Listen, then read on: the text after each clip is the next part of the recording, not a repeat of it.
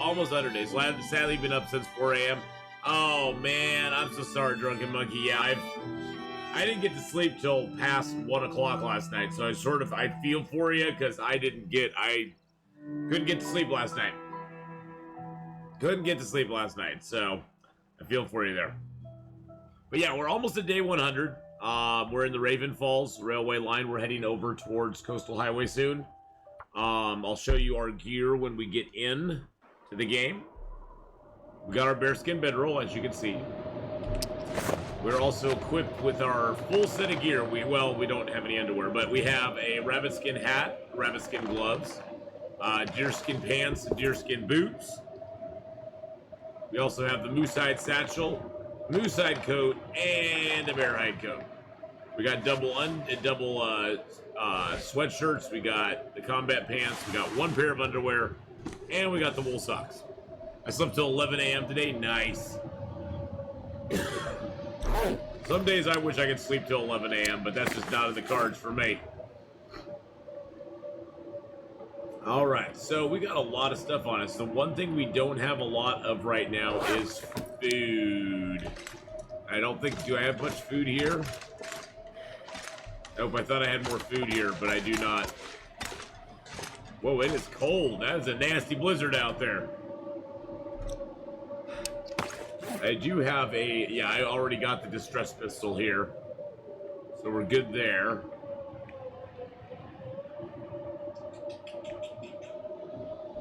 Don't really think there's much we can do here except just pass some time and hope this blizzard goes away. There's hoping the blizzard goes away, boys and girls. Nope.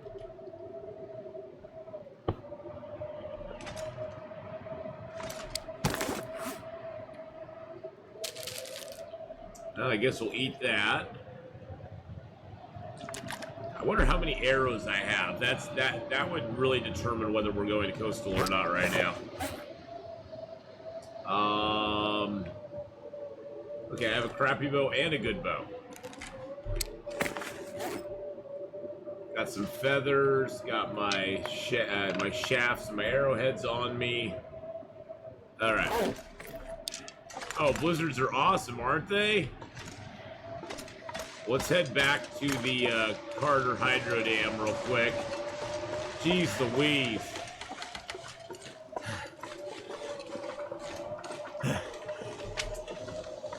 Now today the weather decided to take a crap on me. Moosma, how you doing? All those late sleepers, I had to wake up and check on the others who took a nap at work and didn't act on a fiber outage. Oh no. What's a fiber outage? That does not sound good. I'm completely an idiot, so excuse my questions. My hands. Why does it sound so scuffed? I don't know why it sounds so scuffed. I have no idea. I don't know, my friend. Serving internet data to large corporations. Oh, wow. Just want to lay down for a bit. Interesting.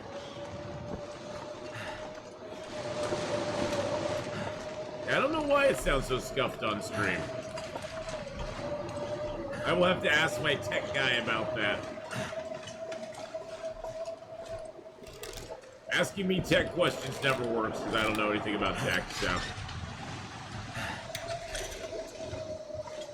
Probably has something to do with the way it's filtered into my Go XLR box and it comes back out and goes over to the OBS and then gets transmitted to you, I would be guessing. I don't know. There's probably something in there that's all screwed up. But then again, that's life most of the time for me. It's all screwed up some days. Alright. Oh, look at all the stuff we got. We got hammers and ear wraps and got some matches in there. Got a few teas in there. Oh yeah, we just got over intestinal parasites, didn't we? I'm gonna grab one more of those. Oh, we do have some cattails in there, so I guess we do have some food.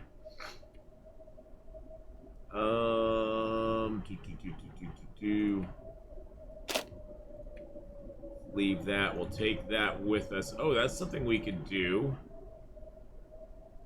Take that bandage. We could make ourselves some fishing gear.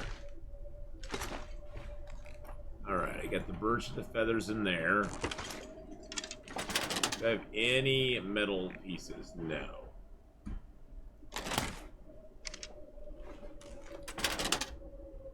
I am going to take a maple with me, though. Boop. That'll get us 4, yeah. There we go. Well, Wind, you had your chance. Too much stuff to carry. Oh, shushy doos. You had your chance, Mr. Wind. Alright. So I think I will leave my sewing kits here because we're gonna make a bunch of fish hooks and fishing line, and then we'll just use that to sew our stuff. Am I really that hungry? I am that hungry. Let's grab a few guts. I need a couple for that. There's 3 guts. There's 1, 2, 3. Something's gotta go. Nothing's got to go. You're fine. Take 6 lines. There we go. Sounds like the blizzard's died down too, which is always good news. How much old man beard wound bandage stuff do we have? Okay, we got plenty of that. Still got some guts.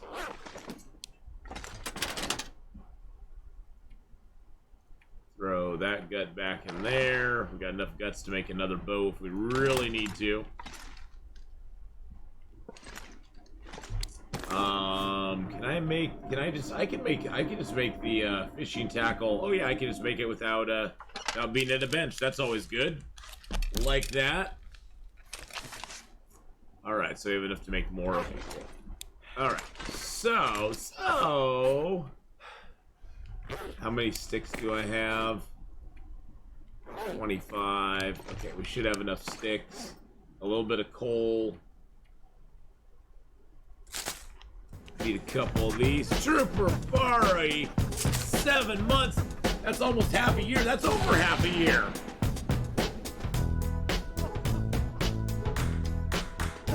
Thank you so much, Trooper Barry, for the 7 months. That's over. Is my math off?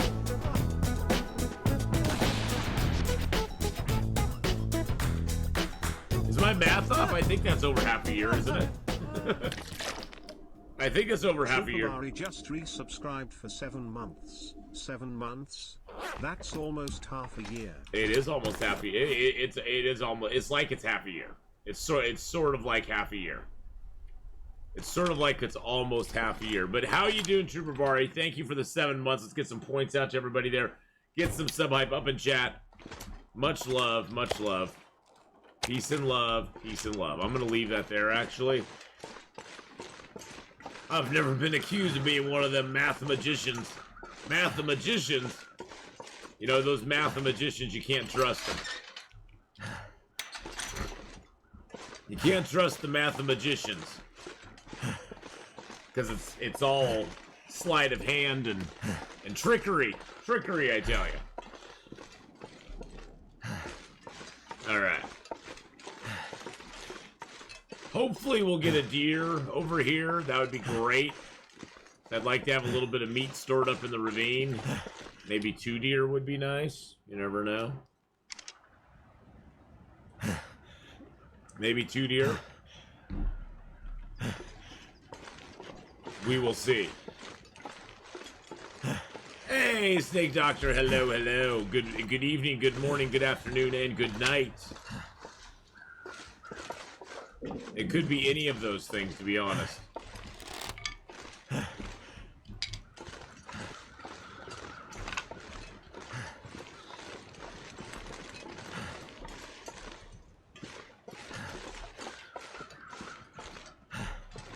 Trying to see if I can spot the deer here. To leave something behind.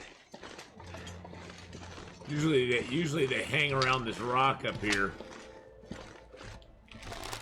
Grab our birch bark while we can. There's so much birch bark in the ravine, boys and girls. I mean, there's like more birch bark in this small area than anywhere else in the game. There's the deer right there. Oh, and I spooked him. And his buddy.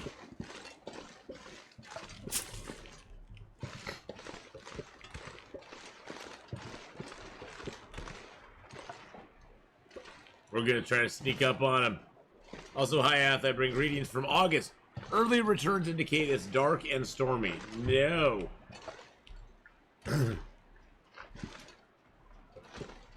Not dark and stormy. Don't say that.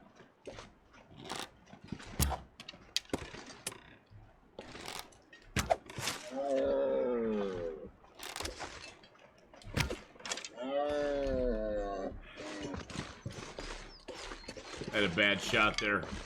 Gotta get my shooting going on. There we go. Didn't mean to do that, but that's okay. And don't say dark and stormy. We don't want dark and stormy. Oh, the arrows are doing something weird. That's strange. I touched the carcass.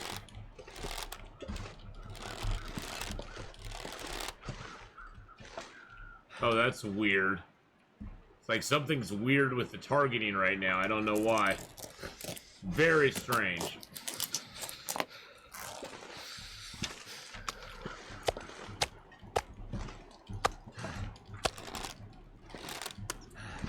Very strange. It's past midnight here, and we're in the middle of typhoon season. Climatic conditions might vary in the Pacific Northwest. Well, right now it's going to get up to another nice, balmy 90-degree day here in the Northwest. It got up to 100 yesterday. It's supposed to get up to 90 today. So that should be interesting. Find someplace to escape this cold.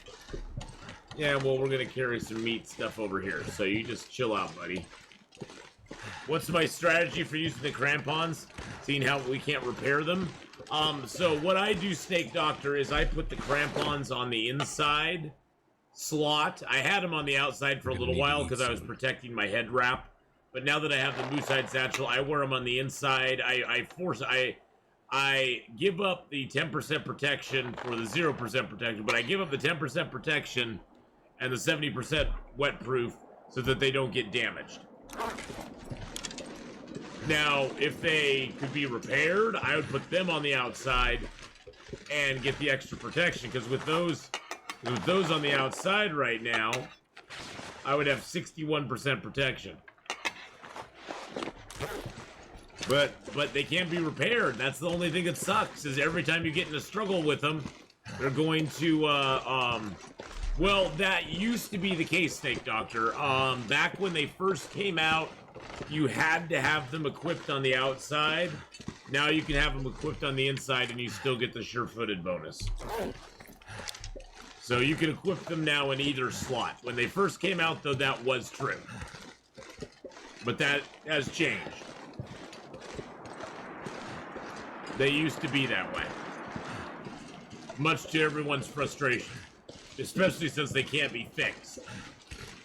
And there's only one of them in the game. Now, if there were multiples of those in the game and they couldn't be fixed, people would be like, "Yeah, it sucks, but you know, hey, I can go find another pair." But unfortunately, they can't be fixed. So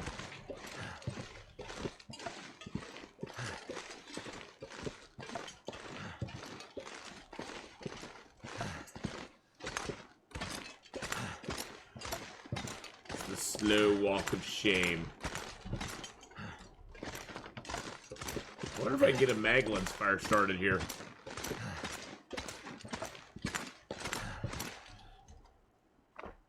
Nope. Yeah, I just protect him with the moose-hide satchel. Call it good. Yeah, well, I mean, that's the thing, is like they've made it so you actually have to choose now, Snake Doctor. whether you want to use that slot for warmth or whether you want to use it for sure-footedness. Now, I know some people, Snake Doctor, that only put them on before they climb. They only put them on before they climb. And so they will basically leave them in their bag, take the warmth and the moose-hide satchel, and then when they go to climb, they'll throw them on and climb and then take them back off. How does that work? Left item to left is interior and the item to the right is exposed. I'll show you here in just a second.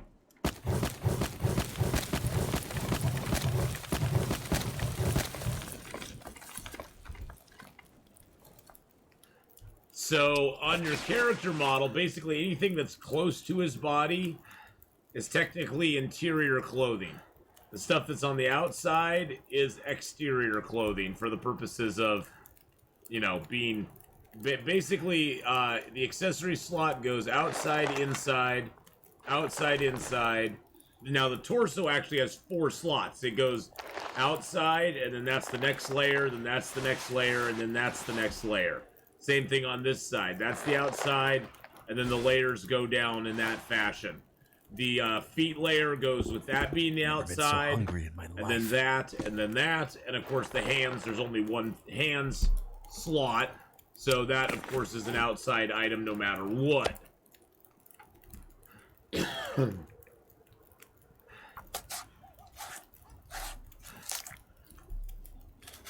Yeah, we're getting a little hungry.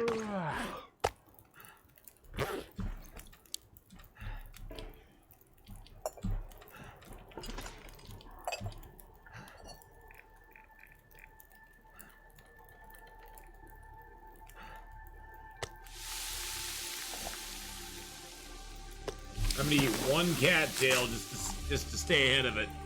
But yeah, Silty, that's sort of the way it goes. Now it used to be way confusing because it didn't go that way. It used to be very, very confusing because it didn't go that way. And you can repair the moose-hide satchel. Exactly. Yep, you can repair the moose-hide satchel. You can't repair the crampons. So it is totally a trade-off.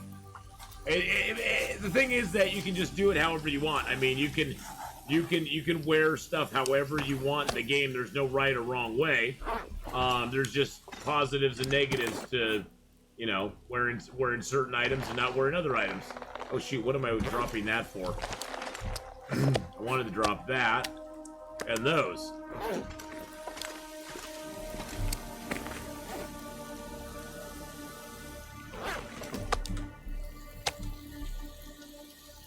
Yeah, unfortunately right now you can't repair the crampons. I'm hoping that they change that at some point and make it so we can take them to, say, Bleak Inlet, where there's a milling machine.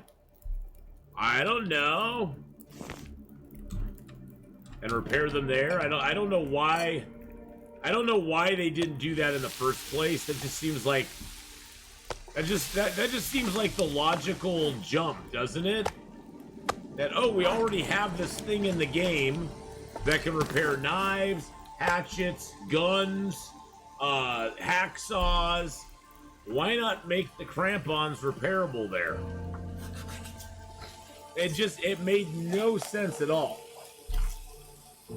It just made absolutely zero sense. It was like, it's already there. It's not like they'd have to invent something new. They just put a line of code in that says, hey, this milling machine can now repair these as well.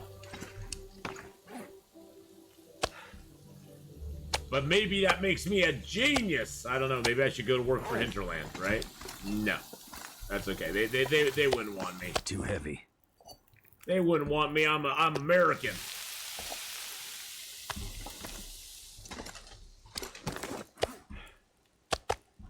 All right, this gives us a little bit of stuff and things and stuff. Let's drop that key there.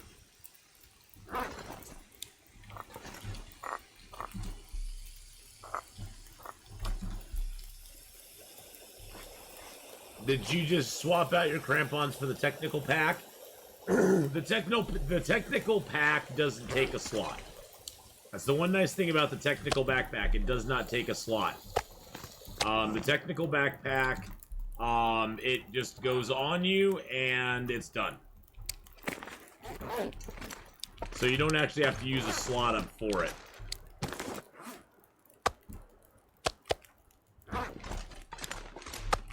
You just put it on, and boom, you got the extra weight. You got the extra carry. Which is nice. Which is pretty nice.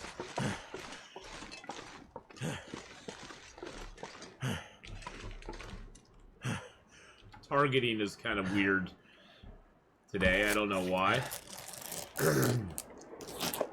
Oh, jeez. And it's cold.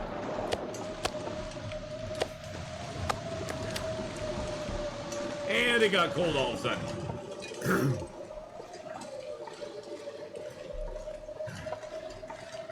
But, yeah, the technical backpack, once you pick it up, you don't get an icon for it anymore or anything. Although I think it'd be kind of cool if you actually got a little thing that said technical backpack or something. That would be kind of neat, but they don't do that. They don't do that.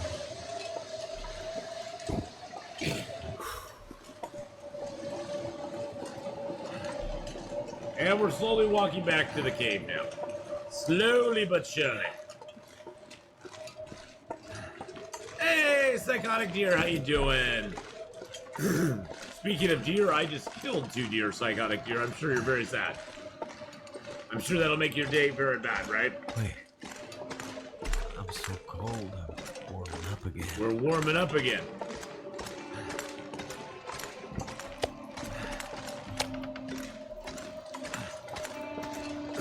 Let's drop the guts and the hide over here. There we go. I got off of Long Dark. I was playing Gunloper. Nice.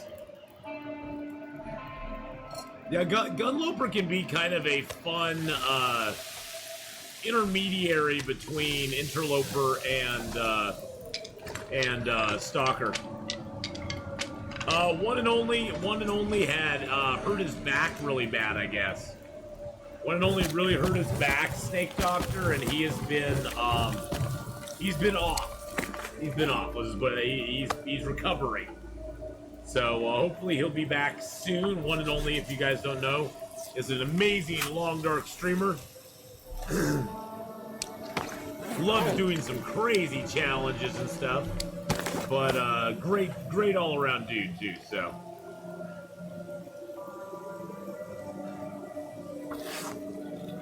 Yeah, hopefully we'll hear from him soon.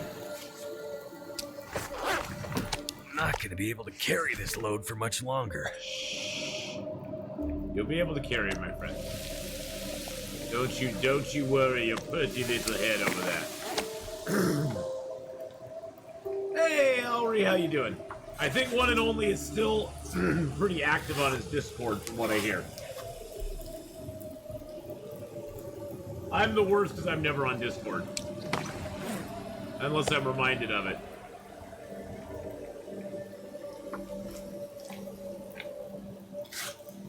I think my thing is I never know what to post up on Discord or something like that, you know? Yeah, I don't think I'm on One and Only's Discord. I never know what to put on. I never know what to put on stuff like that. It never makes any sense to me.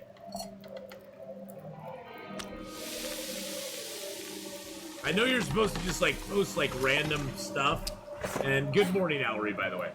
I know you're supposed to post like random stuff or something like that, or pictures, or I don't know, thoughts. But honestly, I don't have any thoughts, so.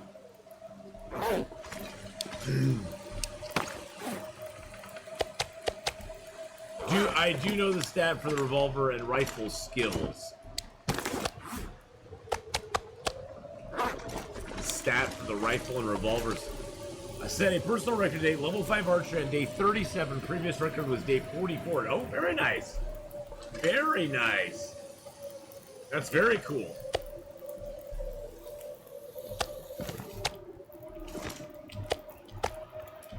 Well, this will give us some food. This will give us food here, which is always good. Let's prepare up those mushrooms. They're the birch bark that I found.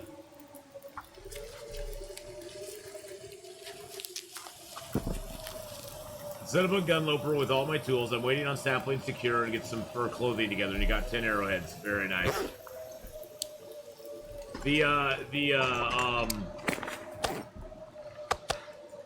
That's why a lot of times people will be like, "Hey, what day should I get to the forge by?" It's like something is And I usually tell most people, gather and start curing some birch and maple before you go to the forge, just because then it makes it worthwhile, in my opinion. Because then you're exploring, gathering up supplies, getting those birch and maples to cure, and then going to the forge, and by the time you come back from the forge, everything is cured, and you basically make your bows and arrows, and you can go hunting right away and get more food. Because I usually find that by that time, I'm getting a little short on food if I've just been eating the whole time. Now, if I'm not eating the whole time, I got plenty of food, but... yeah, that's the thing. That's the problem. Sly, Silty, have a good lurk there. Have a good lurk. That's the problem, is if you don't get a hacksaw early in the game, getting the birch and maple can really be a pain in the ass. It really can. Now, if you get that early hatchet and hacksaw, you're like, woo, baby. Actually, let's make some water.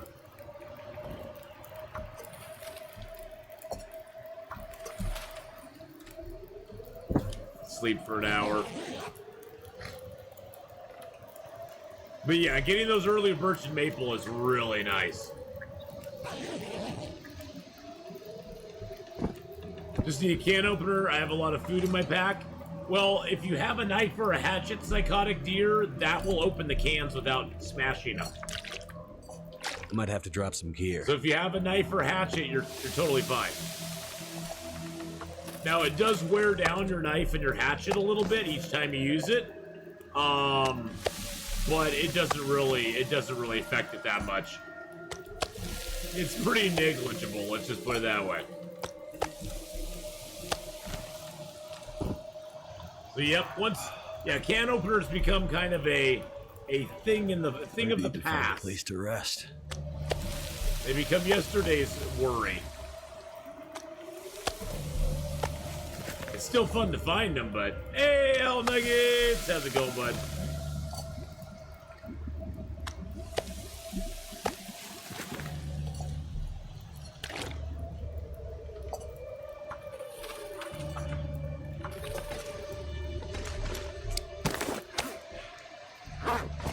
Here's our big pieces out here. And I'm gonna drop all the little pieces right in here. Got a cinnamon bagel with egg. Really?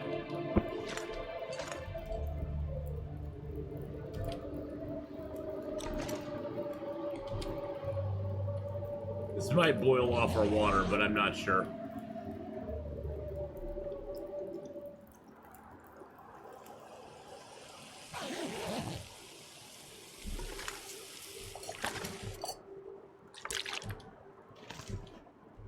Nope, didn't boil the water off. This pack is getting kind of heavy. Oh, shush-a-doodles, you'll find. You'll find, my friend, you'll find.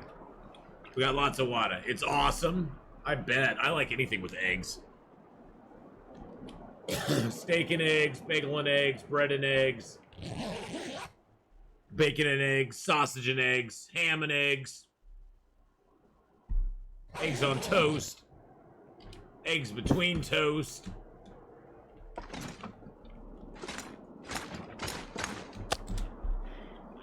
Just give me eggs. I like eggs. Eggs are just really, really good. I'm just gonna eat first because we're gonna lose hydration for eating. Eating the meat always makes you lose hydration. So before I drink, I'm gonna eat all the meat I possibly can, and then we'll take a nice drink. I could.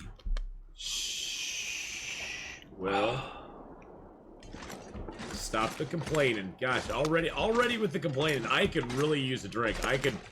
You know, I never knew Will had such a drinking problem, you know? I guess the apocalypse would get you to drink. Ashiri, hello, good morning. guess the apocalypse could get you to drink, so...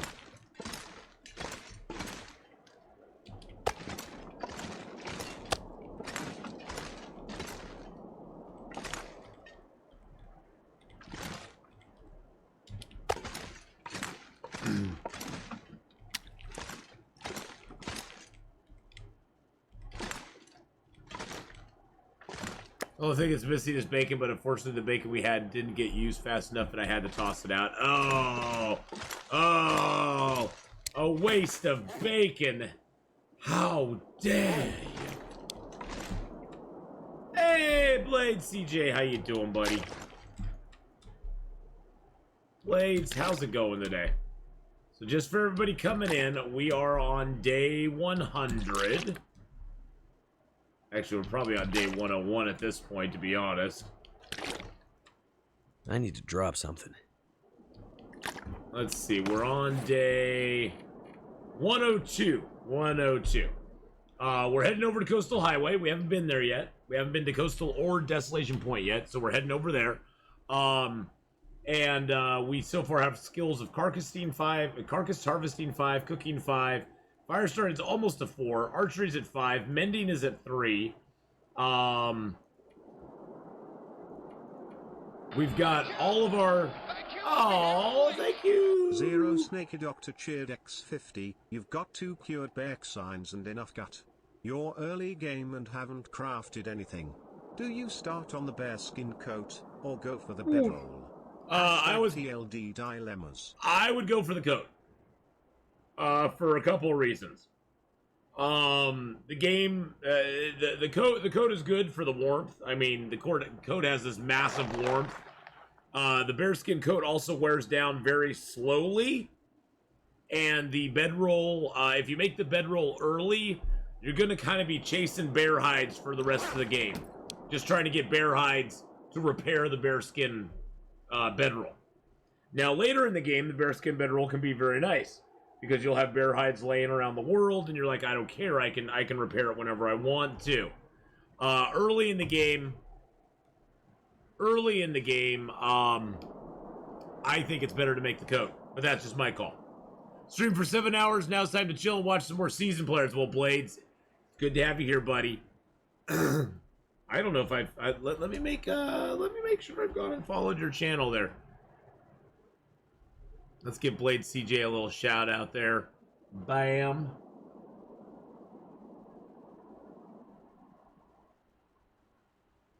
Oh, I had not. Okay, everybody go over and give Blades a follow, because I hadn't followed Blades yet either, so.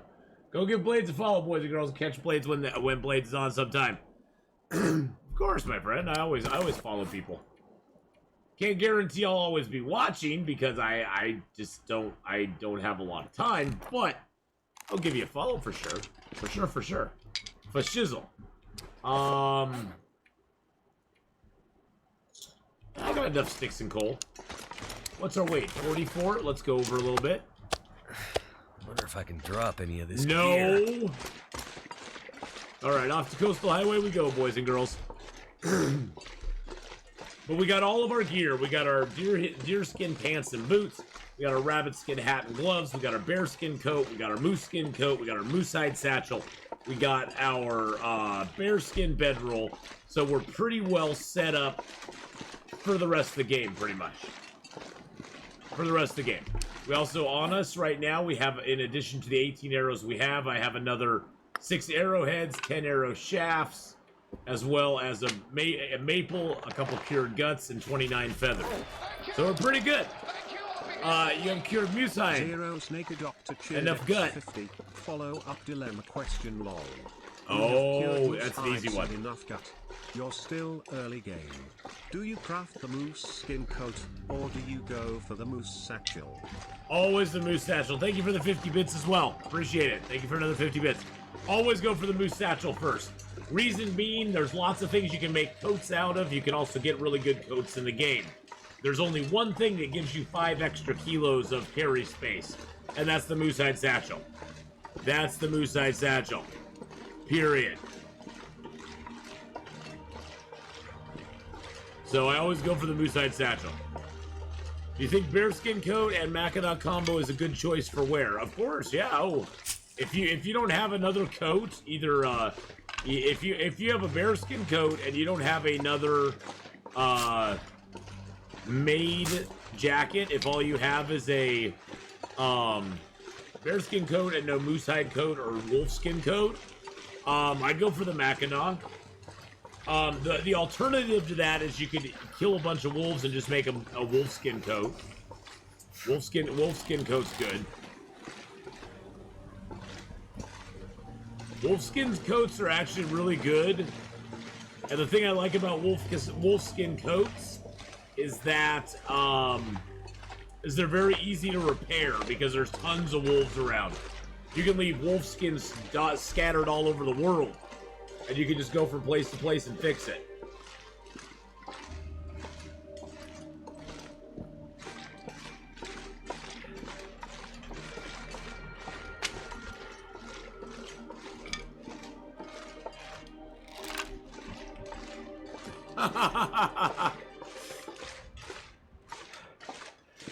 It's small world, right, Ellery? You find those weird things here and there.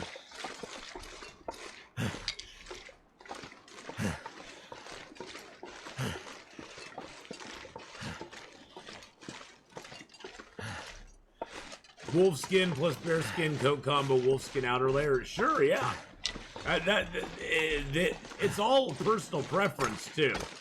I mean, you could wear, you know, windbreakers for all game if you want to. If you want to, you could wear a windbreaker all game. All right, we're gonna get nice and warm in here. Get a save point. There we go. Boop-a-doop. And off we go. Well, the weather's actually pretty nice. It's only -4 out. All right, Psychotic Deer, have a good one. See you later on, buddy.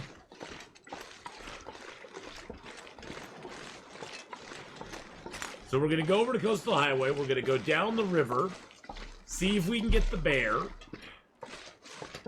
I'll try to get him by the fishing huts if I can, because that's easier to harvest him up and cook him up there. The bear down there is kind of a pain in the butt.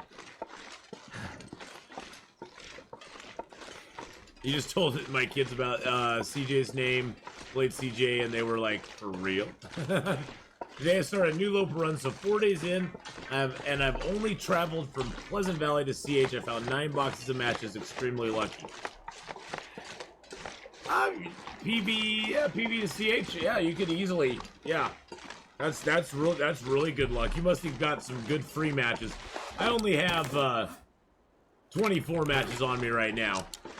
I left like 100 matches in the Carter Hydro Dam because I was just like, I'm gonna find more matches going to Desolation Point and Coastal Highway.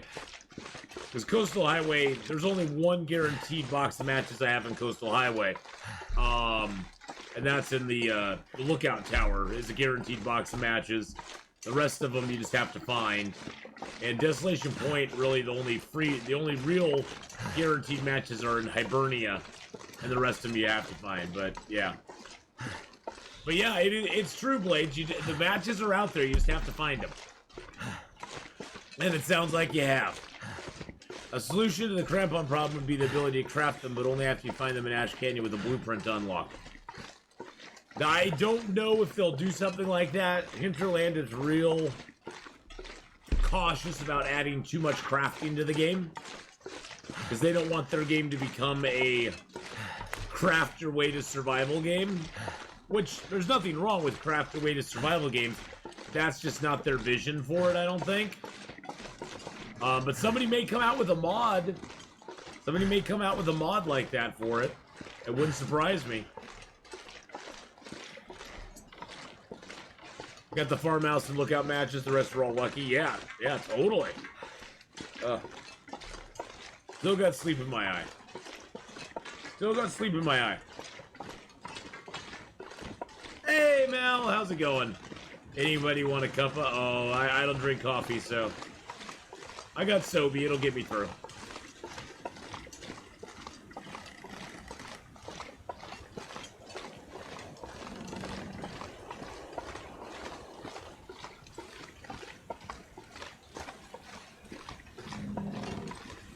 Yeah, the repairing the crampons at the milling machine is just like that. It seemed like a no-brainer to me.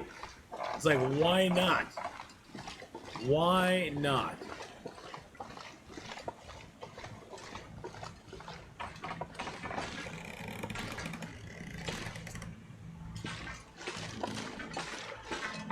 There we go.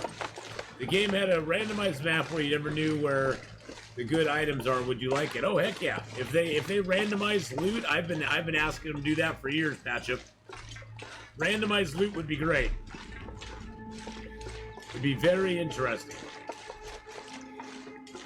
I mean, there's some stuff that's already like that, like the pry bar. There's high possibility locations for it, but randomly generate the entire map. No, that would never work with the Long Dark. That's not. I mean, that'd be like saying, could you randomly generate? Could I play Witcher 3 and have the map be randomly generated every time? Logistically, it would never work, and that's the problem. Yeah, that's the problem. Is that it's not. Yeah, it's not like Minecraft or even 7 Days to Die, which is basically Minecraft with zombies. It's not like that. So yeah, it would be very. It would be like Witcher 3 or saying, oh, can I play Red Dead 2 and have a random map? Now, I mean, now random loot, I would love that. Yes, I would love something like just them randomizing the loot. That would be really cool. I know why they don't, because they want you to be able to find a certain number of pieces of loot of like, you know, the backpack, the bedroll, the hacksaw, the storm lantern. They want you to be able to find a certain number of those, and that's all that you can find in the game. It would make it very interesting. The beginning part of the game would be the toughest. That would be the hardest thing, is the beginning part of the game. But as long as, like you were saying, Blades, as long as you were guaranteed a certain number, as long as you know in each Interloper file there was going to be 3 bedrolls somewhere, go find them. And if you knew there was going to be, see, there's a pry bar spot. That's always a possible pry bar location. We actually found one there. Oh, jeez Louise. Mark Wars! Oh my goodness, Mark Wars with a tier 1 gifted sub out to Mark Stevie. 1972 Hey, hello, gifted a Mark tier Wars. 1 Good sub morning. to Stevie Gonks. Good morning.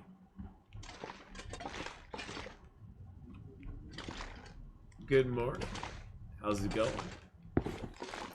You're lurking and packing. Oh man. Are you excited, Mark Wars? Are you excited for your trip? I hope you're excited. It sounds like it's going to be fun. Sounds like it's going to be a blast. All right, nothing in here other than this pair of boots. I got a pair of boots. Let's eat a little, drink a little.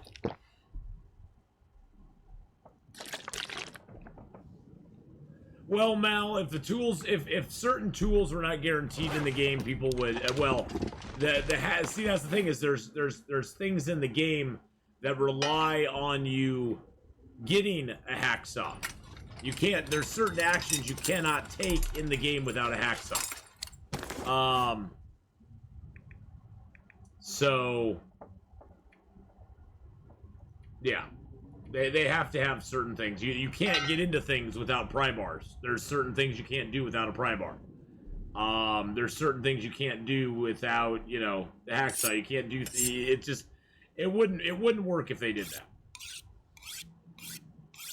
Oregon man eaten by alligator at Magic Kingdom. Okay, no, that will not be a headline next week. That will not be a headline next week. You really should be looking at loot tables on Loper until you've versed enough in Long Dark so I know those spawn points already. Really should be looking at loot tables on Loper. Well, you know, but there's always an argument, Snake Doctor, that you shouldn't look at maps. That you shouldn't look at this, you shouldn't look at that. everybody's got to play the game the way they feel comfortable playing it. And you know, everything out there's a tool. If somebody wishes to use that tool, go for it. If they don't want to use that tool, whatever. Oh, yeah.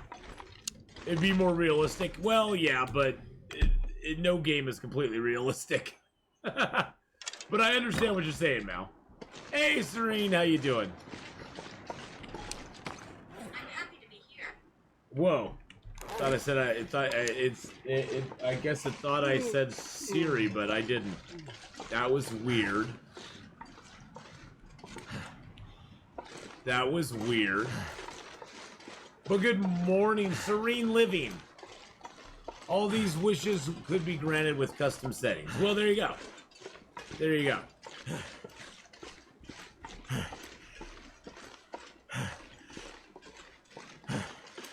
Oh yeah, totally, Patchup. I don't know. Again, it would be hard for them to shuffle the maps because I don't know how they do that. I don't know how they would shuffle the maps up without breaking the game. It would be interesting.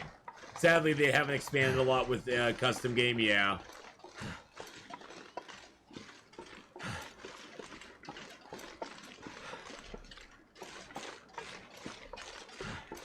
Well, and I think Snake Doctor, they did it that way not only because it would screw up an Interloper run, but because they knew that if they didn't give some standardized loot spawns for certain items, that people would just not play it. They'd be like, yeah, it's not even worth bothering with.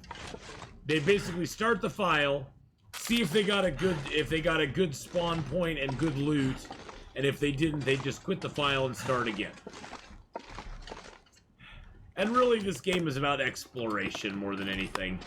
This is an exploration game. It's an exploration survival game.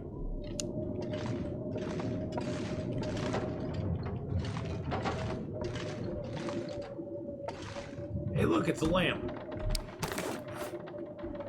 So it's more about the exploring and the enjoying it. Yeah, and the walking sim.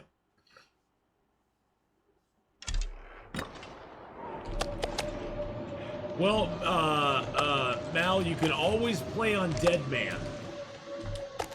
You can always play on Dead Man, and that'll give you a good... It doesn't matter where if you know where the loot is. Dead Man will give you a good challenge right there. So that's always a fun one that real hardcore people like to get into. I'm not that hardcore because that's micromanaging hardcore for me. That's not fun hardcore. That's I'm micromanaging every move I make, every step I take. Because that's not my play style. No, I don't do anything like that online, Blades, because I don't want to. If I did that, Blades, I'd turn chat off. You guys would have to entertain yourself. Because I would have to pay 100% attention to everything going on in the game, and paying attention to chat would just go out the window. I would just turn chat off. So, yeah, because I would need to totally focus on the game at that point, and honestly, that's not what I want to stream for. I've played Subsistence, it's okay. It's glitchy as all get out. The animals are glitchy. I didn't like the AI, and I don't like human AIs, period. Human AIs just bother the crap out of me for some reason. I don't know why. But yeah, I've tried. I did a modified. Let's put it this way, Blades. I did a modified Outer Loper, where oh yeah, it's not bad. No, it's just like Escape the Pacific. It's just not my.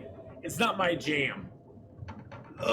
It's sort of like I did do a modified Outer Loper where I could go into buildings and loot them, but I could not stay in them after I looted them. So I did. That's the only Outer Loper thing I ever did. Cause I was like, well, I'm gonna go in and get stuff and then I'll just leave. So I guess I did that, but I don't do it on Dead Man settings or anything like that. Well, Storm, there's a cheat that you can do. There's a cheat you can do if you put something down like this. If you put something down like this, you can walk, and it doesn't wobble you back and forth if you're placing an item. So what I saw Perfect Trip do most of the time is he'd put down a campfire and he'd walk with the campfire in front of him.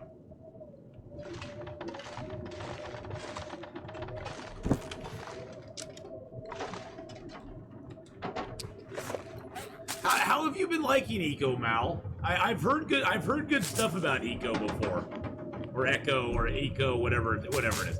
I've heard good stuff about that game before. How do you like it? Yeah, but that's the trick, is that you put down a campfire when you're outside, or your bedroll when you're inside, and you can walk without the swaying back and forth. It's a riot with friends. Oh. Everything's made for group play. Everything's made for group play anymore. I'm gonna be so glad when people get tired of group play stuff. You play solo too? Oh, okay. I'm gonna be so glad when group play games just kind of go by the wayside. Unfortunately, I never see them doing that. Unfortunately, I never see group play going to the side. But you can play solo on it too. Okay, cool. Is it at all fun? Someone's gotta go. See, that's the one. See, the one thing. Here's the thing. I don't mind group play games. Okay, I don't mind group play games as long as they make the solo experience good as well. I find that there's a lot of games that I try, like Raft is a great example. Raft is fun to play with friends, but it's not that much fun to play by yourself. You can play it by yourself, but the experience is not. You can tell that it was like made for a group environment, because there's almost too much to do solo, if that makes sense.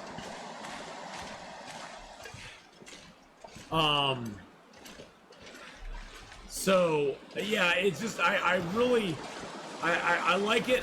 There are some games out there. Green Hell was pretty good solo play. The group play was just way better. I could tell again it was more. They more wanted people to play together on it. Can't feel my feet. I hate many new survivals or PvPs. Oh yeah, PvP just.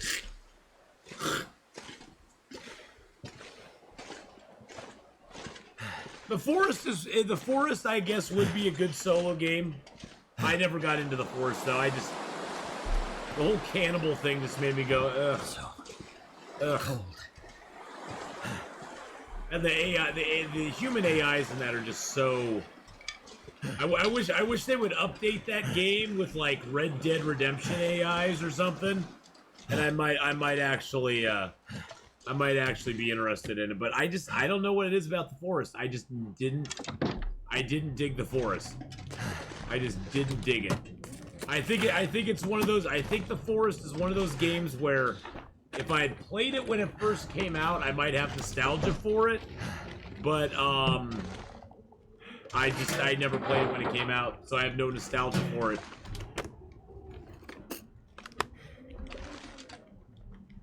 I just don't have the nostalgia for it. I thought that might have been like something there, but it's not.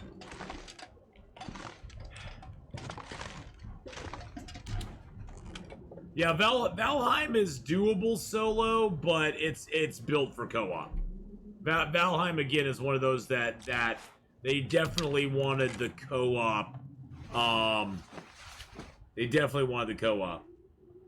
Red Dead 2's good stuff. Been playing online with my friend recently. Yeah, I've never played online in Red Dead. I'm not a big online player. All my pals are telling me to play Fortnite, and I tell them to bugger off. Oh, Red Dead 2 is a great game. Red Dead 2 is an amazing game. I get Red Dead 2 is definitely one where they put a lot of the solo game and story is amazing. I've heard the online plays better. Really? There's no doggos out here. I've heard that online is better than it used to be. Oh yeah, the hunting in Red Dead 2 is amazing. Amazing. I played Raft when it was a browser game. You donated what you think was a good value. It was more of a 20-minute fun distraction than a full game, so I was not interested in following it to Steam. Yeah, I tried it. Raft is not bad. It's just there's a lot to do, and I played it when they didn't really have the game like finished. So you like the online? You heard the story is great, but doesn't interest me. Well, and that's the thing that's wonderful. And by the way, Connor J, how you doing? That's my nephew, by the way, boys and girls. My real life nephew. Good day, Duke. How you doing? That's the thing that's beautiful about games is that no matter what my opinion is or what your opinion is, no power in the verse can stop me. Find what you enjoy and play that. There's no shame in your game. In the end, it's all about the game. And if you enjoy the game, go enjoy the game. I'm not going to tell you not to enjoy one. I can only tell you what I like and what I don't like. And my personal tastes have nothing to do with what's good or bad. I'm over MMOs. I used to be massively into MMOs. But I'm not anymore. MMOs just hold no appeal to me any longer. Doesn't mean they're bad. I loved them. For 14 years I played MMOs. I played EverQuest and EverQuest 2 for 14 years, so...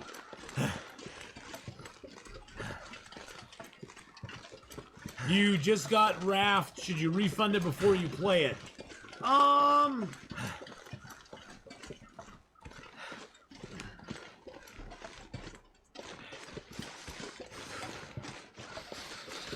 Kind of depends. Are you gonna play it with friends? Are you gonna play it with people, or are you gonna play it by yourself?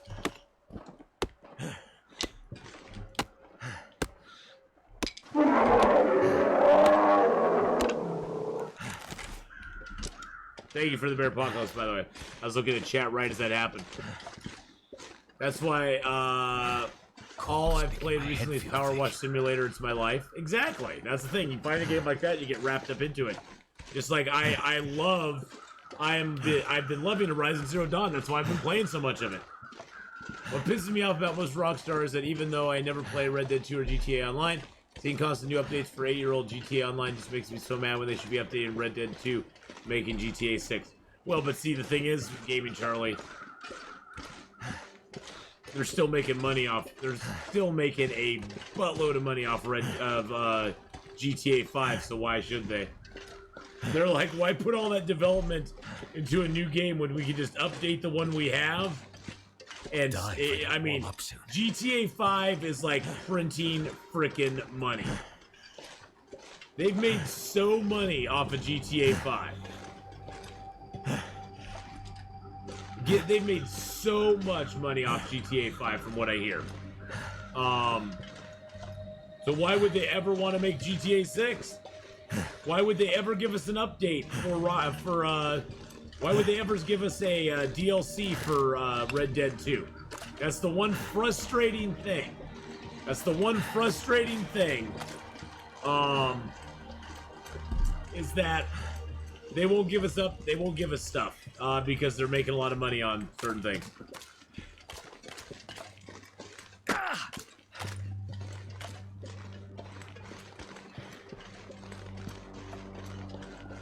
You can play it less than 2 hours and still refund. Oh, that is true, Patchup. You can do that. You can, yes. Have I cracked 5,000 hours in Long Dark yet? I'm close. I'm very close. And you're hooked on Fallout 76. I've heard good stuff about Fallout 76. No, Fallout 76 or Fallout 4. I can't remember which one I heard good stuff about.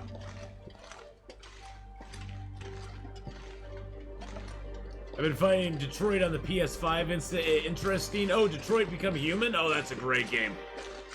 That's a great game. Detroit Become Human is amazing. Amazing.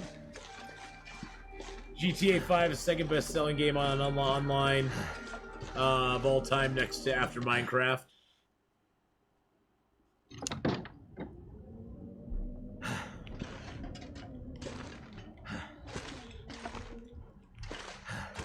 Yeah, I just don't see them really putting a lot of effort into a new GTA game while the old one. It's sort of like anything else until one of them starts. Until it stops making them money, they probably won't put out a new one. Look at it like a curve. It's like going up, up, up, up, up, up, up, and now it's starting to probably lose a little bit of money to them. And they probably have a benchmark down here somewhere where they're like, once it hits this line here, because my guess, here's my guess, and I'm probably completely wrong, but here's my guess. My guess is GTA 6 is already in the can. GTA 6, they are already like working on, making, improving. They probably are probably like working on it and like developing in it as we speak.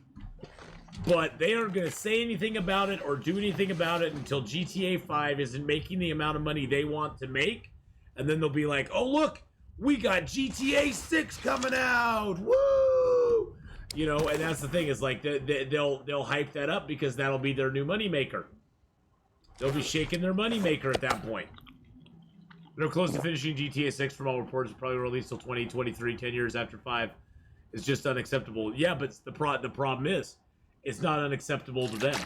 If they weren't making money on GTA 5, if GTA 5 was not making money, they would have released GTA 6 4 years ago.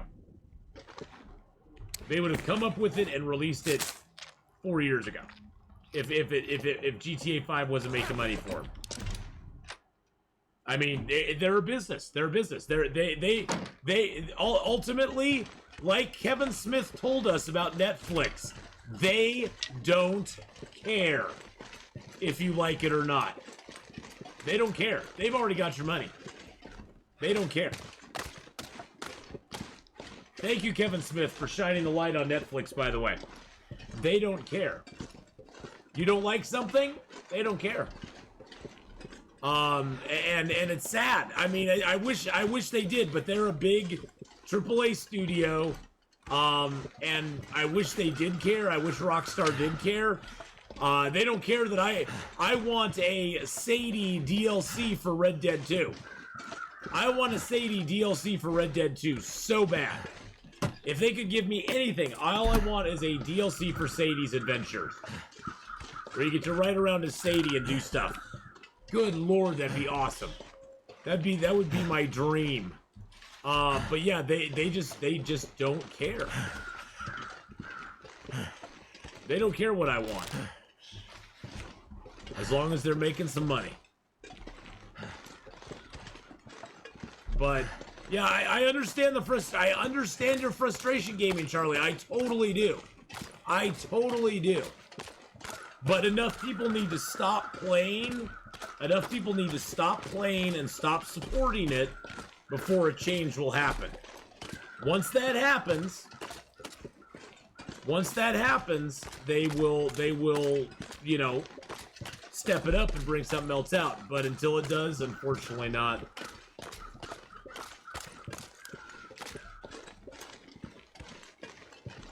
Unfortunately, they won't until enough people go, no, I don't want your stuff anymore. Well, aren't they still, Blades, aren't they still putting out, isn't Elder Scrolls, whatever, 4, whatever? Isn't that like the same, isn't Elder Scrolls 4, whichever one they have out now, isn't that like the same one they've been putting out for like the last decade? Is that the same exact one? You want a DLC that cures Arthur and lets me play as him in the epilogue.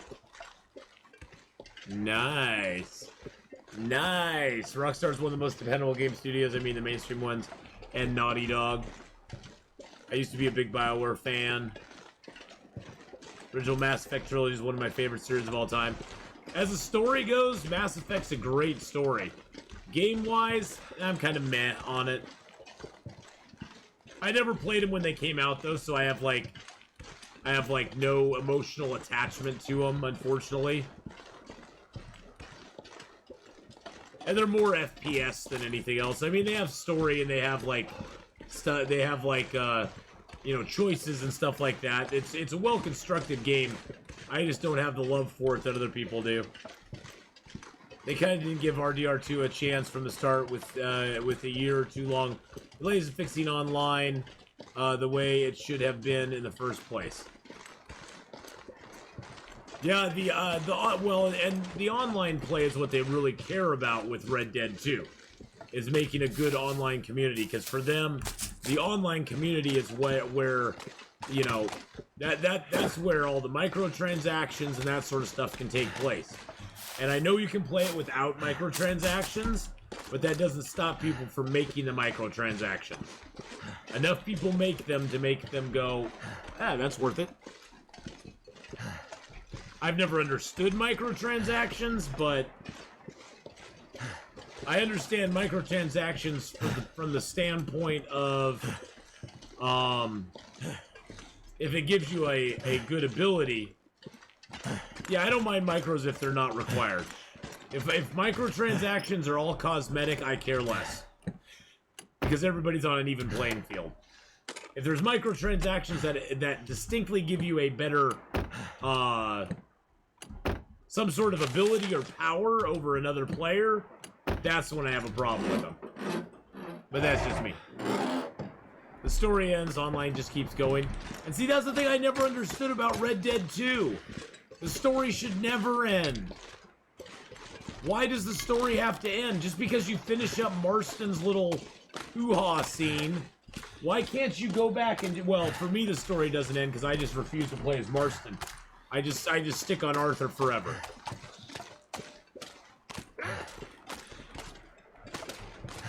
Yeah, well, that's the thing, is like, that's what they depend on. Microtransactions, it doesn't have to be a lot of people that do them. Just a small percentage have to do them. And then they're going. Well, and even then, I think they should have... I think after you finish Marston's story in Red Dead 2, they should give you the option to play as Marston or Arthur and do more stuff. Maybe the camp is gone, your gang is gone, but you as an individual could still go and do side missions. They could have made DLCs. You know, but for them, that's a one-time purchase. And I guess that's just, it's not enough for them to do. Elder Scrolls V is called Skyrim. It came out November 11th.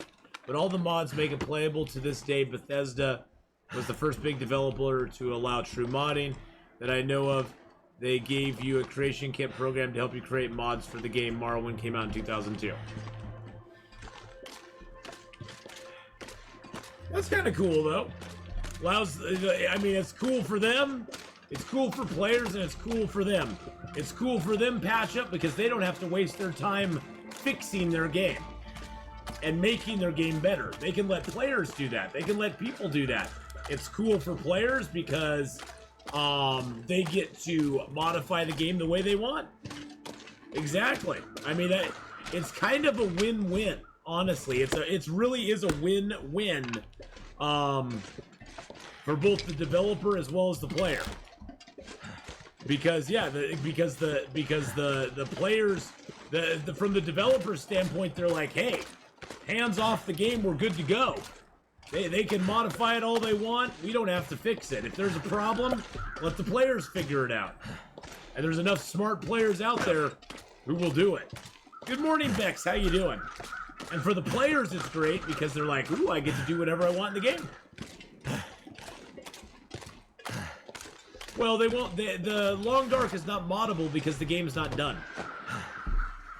And they're constantly changing things in the game all the time. There's been people who've made mods before Mal, and pretty much every time an update comes out, the mods get broken because they'll change the way the loot is set up in the game. They'll change so much coding in not only the new part of the game but the old parts of the game that it breaks most of the mods. I have a feeling, Mal, that once the game is complete, as far as like as far as like all 5 chapters of the story are out, all of the standard zones are in play. I have a feeling modding will become more something they can do.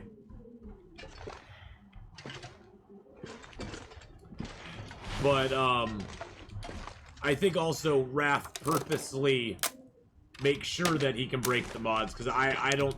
Raph is an artist. This is his baby, and I don't think he likes people messing with his baby. Artists can be that way sometimes. I'm not saying it's good or bad. Artists can be that way sometimes. They don't like people messing with their baby. It would be like going in and drawing a mustache on the Mona Lisa. You know, he'd probably get pissed off if you did that. He probably wouldn't like it. Do good. Currently trying to sell my house, so we have been pretty busy. Oh, well, good luck selling your house. Minecraft is the same. There'll never be a sequel. Huge updates once a year, but with servers and modding, the possibilities are infinite. Yeah, and Bethesda's the same way too. They put out game but see, Bethesda, that's a calculated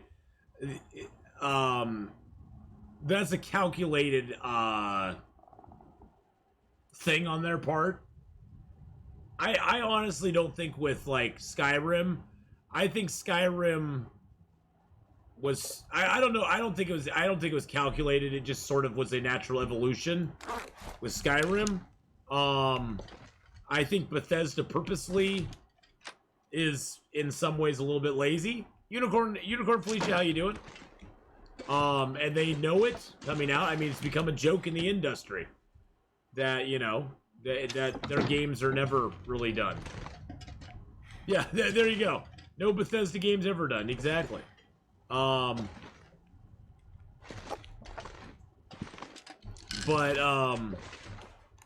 you know, hey, everybody can do what they want. Well, it allows them to put out games very cheaply.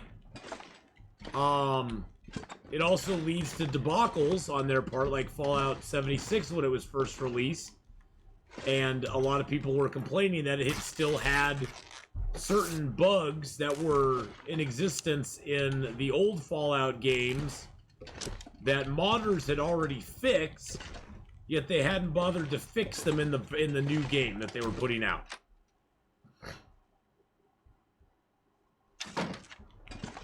But I'm just saying that Raph sort of protects his property. He protects the Long Dark much like any artist would, because to him the Long Dark is his art. It's what he's poured nearly 8 years into at this point. And he has his vision for it. He's always had his vision for it. And people say he's rigid in that vision, but you gotta understand, his vision of this game was never for it to be a sandbox. His vision for this game was it to be the Wintermute story. That was his vision of this game. It morphed into being a very popular sandbox game. But it's not, it was never to be that. That was not what he intended for it. He wanted the sandbox is going to be a proving ground for some of the story elements that he wanted to put into the game. And then the sandbox just blew up. It was one of those happy accidents, I guess. But through it all, he still has his vision. He still has his vision of what he wants it to be. And I'm excited for Chapter 4. I mean, I'll play. I mean, to be honest, I'll play through Chapter 4, one time, and it's sort of a one and done for me. And then I'll be back into survival mode, waiting for them to come out with a new zone that I can explore, waiting for them to come out with cool stuff that I can see. So.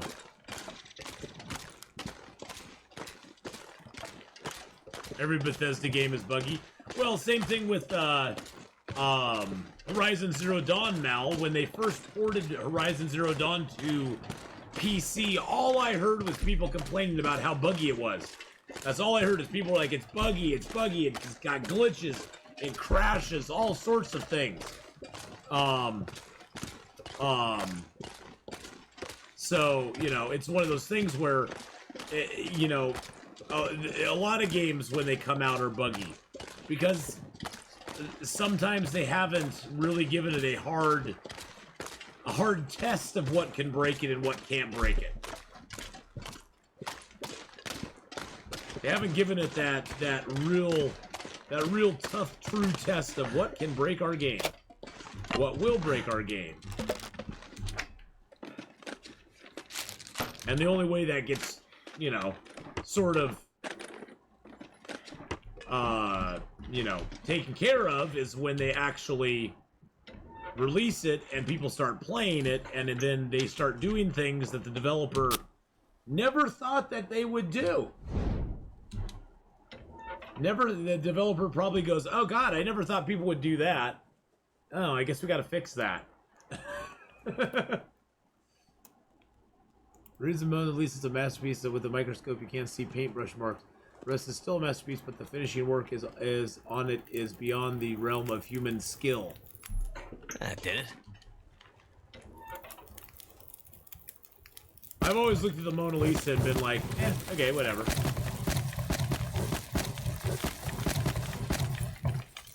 It tickles me when people downvote EA games for bugs and lack of content. I understand that. I will say that I think that EA early access games have become a meat shield for some companies to put bad products behind.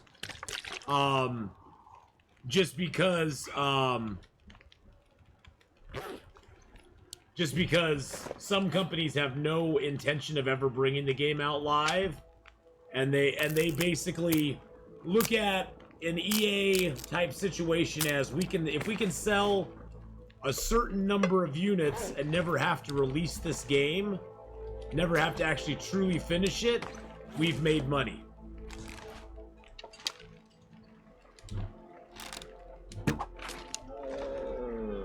And so for them, it's a win-win.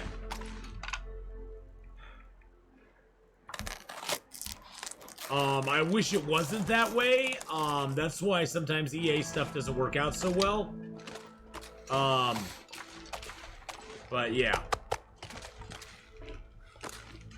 I'm so upset. I'm at longest run ever in the long dark, going for 250 days on Stalker. Made a stupid mistake last night and died. I almost cried. It's taken me a few days to start again. I'm emotionally scarred. Well, Bex, that happens. I had a 473-day interloper that happened to. I had a 393-day 393-day interloper that happened to. I've had those. I've had those.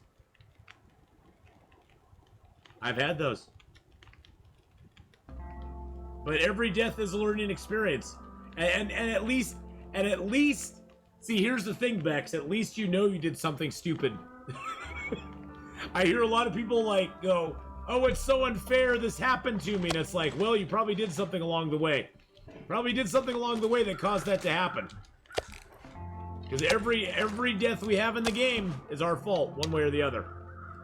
And we may not feel like it's our fault, but it is our fault.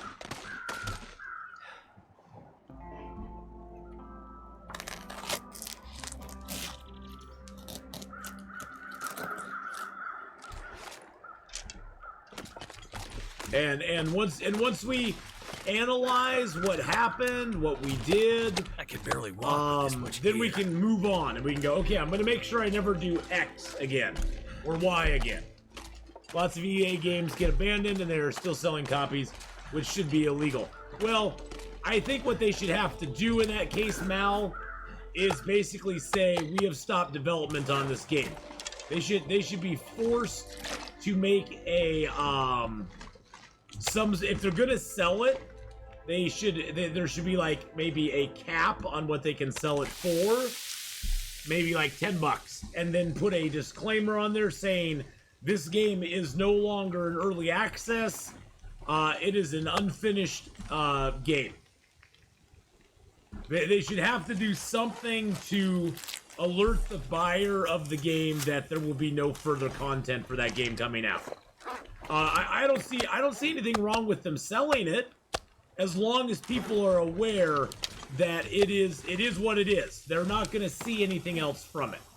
As long as they'd be willing to do that, I wouldn't have a problem with it. But I agree with you.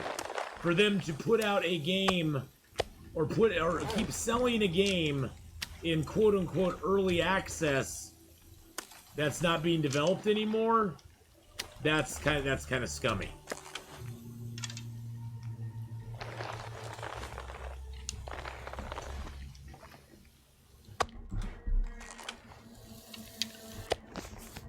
It's kind of cheap, I guess. Bag is getting too heavy to carry. And I think in a way too, I think in a way as well, Mal, that really degrades the confidence people have in other EA games. It makes them more suspicious that other EA games are going to be worth even bothering with, because there's not any sort of like checks and balances on it from that standpoint. It makes them go, well, do I really want to spend money on this if I don't know it's even being developed still?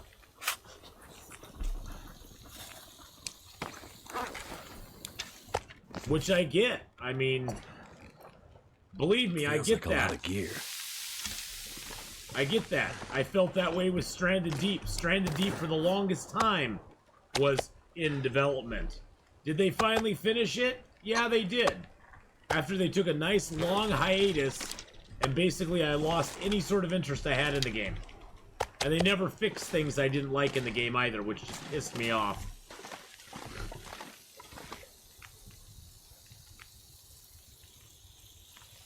Yeah, once you get burned, yeah, you think about it makes you rethink clicking that purchase button. It does. It really truly does. And it's hard to justify it.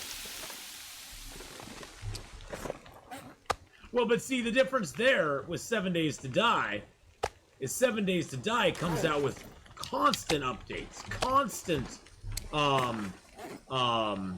sunsetting. It's gonna get a lot different colder soon. things, different versions of it. And also the thing with 7 Days to Die, the thing with 7 Days to Die though also is that the modding is endless on it. There's mods for everything in that game. The modding community loves 7 Days to Die, which I think you can get away with a long early access game if you allow that modding community to come in and support it, change it, and revamp it how they want it to be. Because if you get that behind it, the community grows. And that's the thing, is like with a game like that, you want a large community of people playing it. I mean, there's so many mods on that game, it's crazy. For sure, it was a blizzard. I was getting cold and couldn't see where I was, and I got turned around. I found a car, so I thought I'd sleep off the storm, drink some. I slept for 2 hours and froze to death. I had about 75% health, so I should have kept going. Oh yeah, Bex, yep. That's for sure. That's why Skyrim and Fallout 4 are still widely played. Well, yeah, exactly. Those are games that, wow, look at that sunset. Those are games that will never, ever in their life have a sunset like that. They're great games. Lots of people love them. But they'll never have that. For me, they'll never have that right there. Standing in the fishing hut door, looking at the sunset, hearing my meat cooking behind me. But that's one thing too with games that rely heavy on modders, is that it's sort of almost, it's almost like you can't plan to make a game like that unless you're Bethesda, because you basically become the modding game company. But even that was not intended. It's almost like it organically has to happen. It organically has to happen from early stages of the game, where you're like, okay, there's things that are wrong with our game. Let's see what the community can do about it. And the community steps up and goes, hey, we love this game enough. we're gonna help you out. We're gonna mod some stuff and make it better. I think if, as a company, you go into it going, we are gonna make our game so that it's a modding game. I don't know how that would exactly work. But yeah, there also needs to be that core of a good game. You can't just depend on the modders to take over for you, I guess is what I'm saying. There has to be something more there to make people interested in your game. And yeah. Survival mods on Skyrim are amazing. You have to stay warm, eat, drink, sleep. Not as good as Long Dark, but still cool in the context of an RPG. That's cool. Project Zomboid has been in early access since 2013. Still seems to be going strong. Mods help, but there needs to be the core of a good game first. Yeah, like Subnautica Below Zero.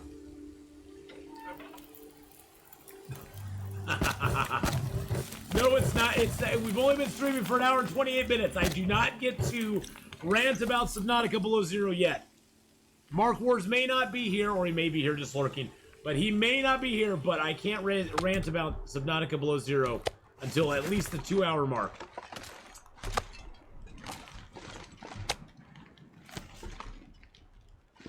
I can't... Oh, you're hearing this? Oh, well, never mind. He's here.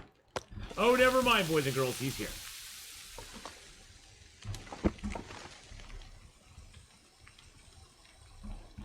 But, Project Zomboid is, from what I heard, it's really good, Mal. It's got a, what's it called? Isometric view? I think it's an isometric view, camera view, that I'm just not real excited about. Hadrian is not playing with me today, Unicorn Felicia. I reached out to him, and he is up to stuff this weekend. He's a busy man during the summer. He's a busy man, so we're gonna play a little more Arid today. I really enjoyed Arid last week. I thought it was a pretty fun little game, and we're gonna give it a little more love today. It's free on Steam too.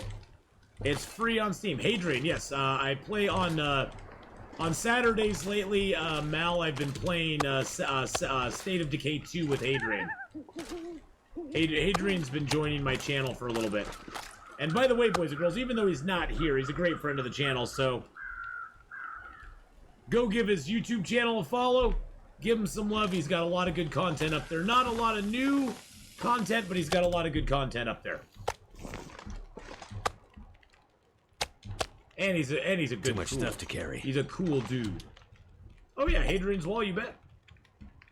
Well, that's how Hadrian took his name. Hadrian's name. If you go look at his logo on his channel, you'll notice something. But that's how he got his name. Is he Scottish? I don't think so.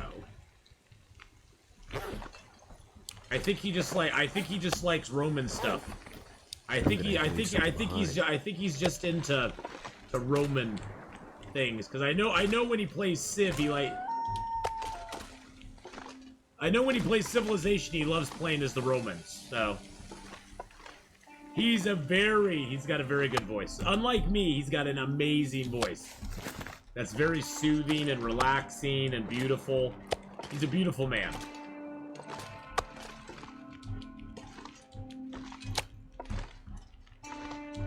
And how you doing, Monado Blade? Hope you're having a good one. We're just gonna cook up the rest of this beer. And get a room. Get a room. Get a room. 7-day Project Zomboid, I've heard, is good. The isometric view I'm not a big fan of, so that's the main reason I just didn't really get into it. Plus, zombie games, I just was sort of over the whole zombie trope for a while. Daisy Dog, how you doing? Hello. Just because, everything was zombie. Back in, 2013 to 2016 or so, everything was zombie. It was like, everything was zombies. Everything was coming up zombies. Everything was coming up zombies. Not a big fan of Roman stuff considering their history. Well, Romans were Romans, like anything else, Romans had some good stuff and they had some bad stuff. They had a lot of bad stuff. They subjugated a lot of people. That was their whole philosophy, though. They wanted to rule the world. They wanted to rule the world. Which, hey, that's cool if you want to rule the world. Feeling so. If you want to rule the world, go for it. You know, who am I to stop you? I'm not going to stop you from ruling the world.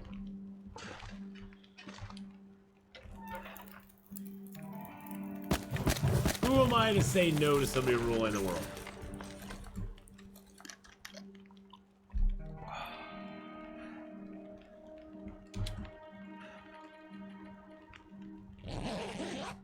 You don't want to rule a flat planet? Oh, I thought you said a fat planet.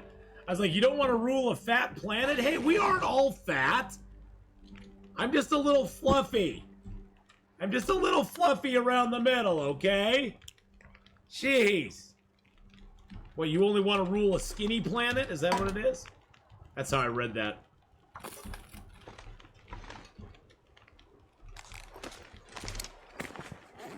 Everybody wants to rule the world. That's weird. I see no wolves around here. Isn't that strange? It's so. You want to rule a fat boy planet? I'm not fat. I'm 6'1", 210. There we go. I'm 6 foot and 220. So I'm not too fat. Just a little. I'm a little chubby. Everything has its positives and negatives. There's nothing that is pure evil or pure good, and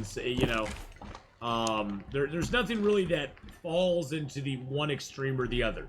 There are things that are heavily weighed good or evil, but there's nothing that's absolute in this world. And through all the bad stuff that the Romans did, like Daisy Dog said, they gave us, sanitation, roads, irrigation. A lot of good stuff came. There was a lot of bad stuff too.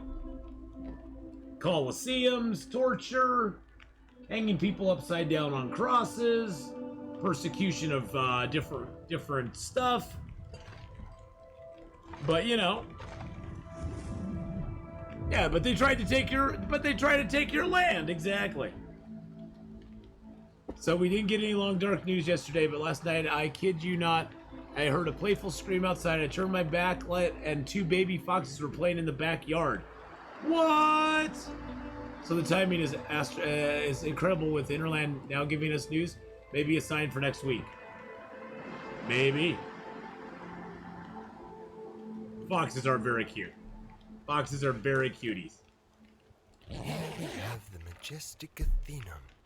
So, In the frozen wastes of Canada, in search of a mate.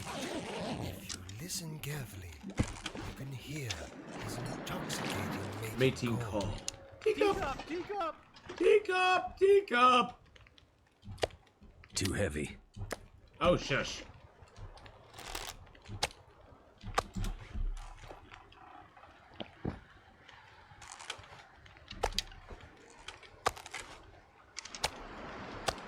Foxes will never be in Long Dark. They've already spoke on that. The fox and the beaver will never be in Long Dark. Which makes me sad. Because they should be. They should be in Long Dark. But they won't be. Makes me very upset. Very unhappy. Alright, let's go up to here before it gets too cold.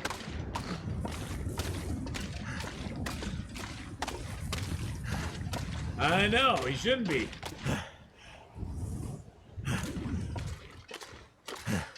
Well, beavers would be in the game only if they had beaver dens, Ashiri, because they'd be inside of those just hibernating and doing their thing.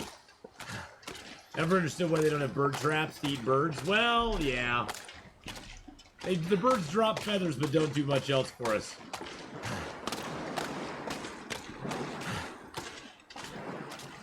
I'm currently playing Long Dark, and when I hear a wolf in your stream, I'm gonna panic. Well, more guns. I'm afraid I can't do anything about that. See, I think beavers would be something, if they added them into the game, they would be something you would never see. I've talked about this before. But like on a frozen river, you'd find a beaver den, and you could set a trap nearby it and maybe catch a beaver. But that's the only way that you'd be able to get it.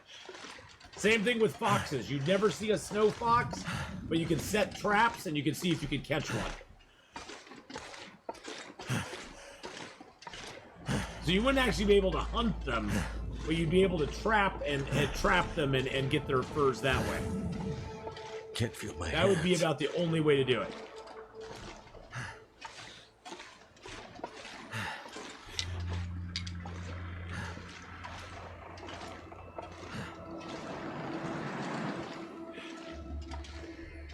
Because they've already said they won't put him in the game, so. Oh shoot, I dropped my guts. Goddamn freezing. Oh shh. Enough with the swearing, dude. You always gotta be swearing, bruh. Oh shoot, I have it sorted by freaking... Sorted by freaking weight. That's what I wanted to do. There we go, drop that. Drop those. That bow's hanging on at 6%. 6%! 6%. Checking the bathtub for some undies. No undies in the bathtub. Water in the toilet, though. Ugh. Ugh.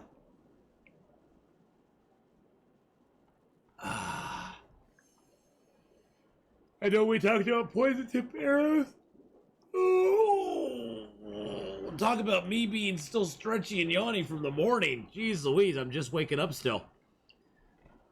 Do you think they should add more animal clothing items in the game? Yes, I think they should give us more variety. Either that or give us the ability to modify the clothing that's already there with the hides that we get. Be able to put rabbit hides inside of our moose hide coat and make it warmer. Be able to put a moose hide on a bearskin coat and make it a little more protective. Or maybe make it so only certain hides can be used to upgrade other things. But that would be cool if we had more options. Hey, Cassandra, how you doing? I'm doing good. A little tired still. A little tired. Gotta do posture check. Oh, sit up straight. Sit up straight, Atheenon. There we go. But yes, I think we should have more clothing items available to us. I think that'd be really, really cool. As a team, the church group started snowing. One of those lasses looked up, stuck her tongue out, and a bird got her. Oh! A bird got her? Oh, like pooped on her?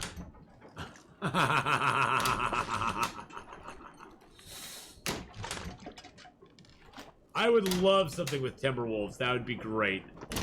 That would be great. Something with Timberwolves would be awesome. Yes, Red Dead 2 gave us a beaver hat. And a fox hat.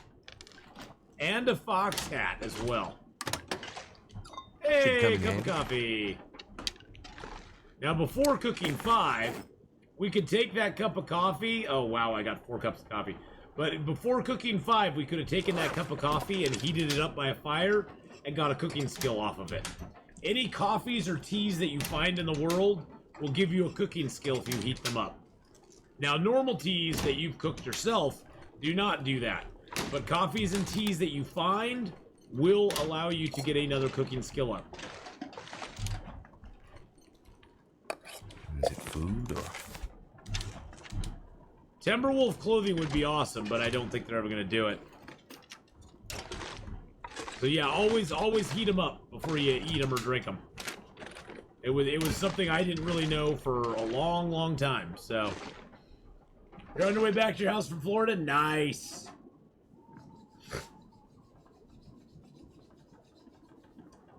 What about something that calmed down for prison riots in the past? Modified crossbow with different types of arrows. It's one time only. It's one time only.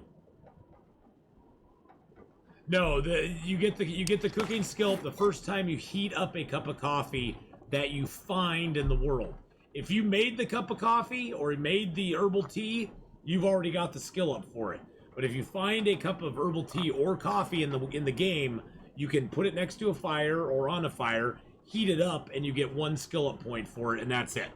It basically the game I guess is coded, or it looks at a found coffee or tea as something you're making when you heat it up that first time. Just as if it was a herbal tea in a box that you're doing. No, I've not finished Red Dead yet. Red Dead will be a long time before it's finished. Long time. A shock baton. Now you're sounding like 7 Days to Die. There's gonna be no new weapons. There's gonna be no new weapons in the new update.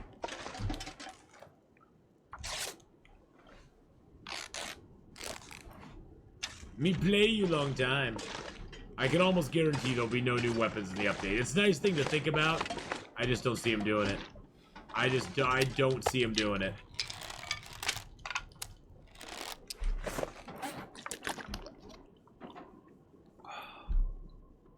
Hey, if they do, they do, but I just don't see him doing it.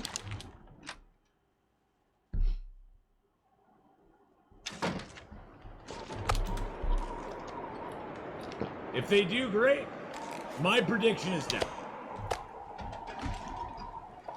My prediction is no. I give it a big no.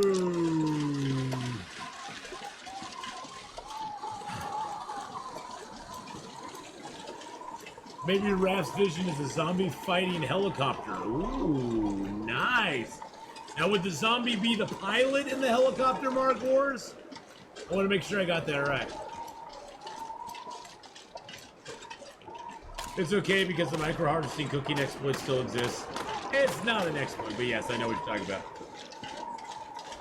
Oh yeah, smokers are adding salt. If they added salt in the caves, if we could get salt out of the caves, and make salted meat with it or something, or salt fish with it, that would be great. That'd be great. That or a smoker. See, I actually talked about a smoker a while ago where you'd have to get, like, pieces of metal, like scrap metal, and take them to, like, the milling machine in Bleak Inlet and make a smoker out of them. And then you could make, it sounds elaborate, but they have to make it at least a little bit difficult. And then you could smoke, then you could have, like, a little collapsible aluminum smoker that you could take around. That would take a little while to set up, and you couldn't take it down until the stuff was already smoked inside of it. But, I mean, I remember my dad had a, it was like a little chief smoker or something like that back in the day, where all it was like, I mean, it was like really thin aluminum, and it like folded. It sort of folded like a box. It had, it was 4 sides. You could fold in 2 of the sides. It would collapse down into a flat thing. But if you expanded it, you just put a fire underneath it, and it would smoke the stuff. It had a lid that you would put on it. It had its 4 sides, and you just smoke stuff in it. It wasn't that difficult of a, it wasn't that hard of a thing to manufacture, I would imagine. So. Get salt from the seashore too? Well, you could do something where, now that's another idea, Trooper Barry, that I hadn't thought of, is that if you broke, in the fishing huts, you know how you can break into the ice? If you could get water out of that, and put it into a pot, boil it off, and get salt that way. Sort of like what we do in Escape the Pacific, where you boil off the water and you get salt. That would be kind of cool. Never felt so cold in my life. Negotiator, how you doing, buddy? That would be interesting. Well, for me, the salt in the caves kind of makes sense as well. That's just something that, to me, made sense, but maybe not to everybody.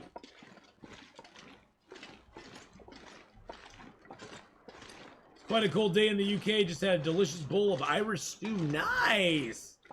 Nice. Or even a teepee made out of animal skins. Oh, I've talked about a tent before, Mal. Where it'd be awesome if we could use all those extra wolf skins we get to make like a little wolf tent. Just a small one. It would wear down eventually. And you'd have to repair it. You couldn't start a fire inside of it because think about it. In real life, would you start a fire in your tent? No. But it would eliminate wind. Like the wind chill would be gone. It would eliminate wind chill.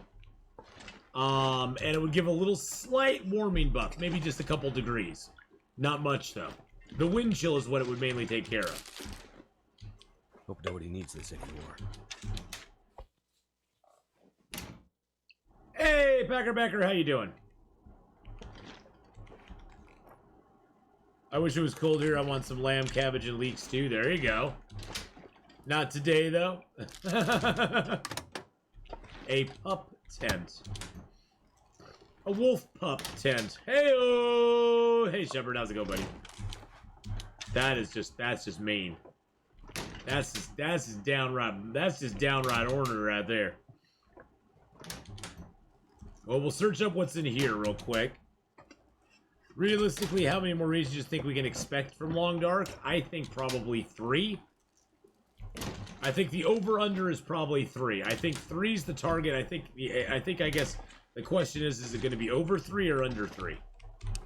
I mean, I see them, I mean, although they extended this way out here, I see another area over here and over here for sure. Maybe 2 areas over here and 2 areas over here. Unless they expand the map more. Unless they expand the map more. But I see probably at least 3 more regions. It may be more, it may be less. I don't know. I'm guessing around 3. But I'm just some guy. Who am I? I'm just some guy. All this gear is slowing me down. I'm just some guy who plays video games.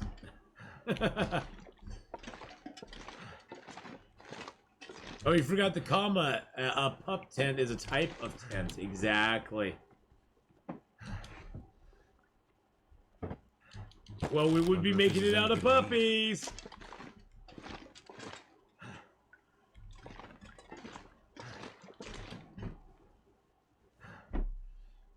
It'd be so much harder to kill the wolves and bears if they added cubs. It would be Blades. It'd make you feel, well, I think more than anything it'd just make you feel bad about killing them. Cause you're like, oh, I'm leaving all these cubs with no mama. Hey, how's it going, Style Zach? How's it going, buddy? Right now I am in, yeah, this is the Ash Canyon start. We started this character in Ash Canyon over 100 days ago. Can you believe that? 100 days ago. And we're here now in Coastal Highway. Wow, I got quite a bit of food. Where did that all come from? That's a lot of food, boys and girls. A lot of food. But as you can see, most of the clothing we're running into is all... Yeah, Ash Canyon was not a story-related, well, as far as we know, Ash Canyon's not story-related. Maybe down the road, Ash Canyon will be story-related.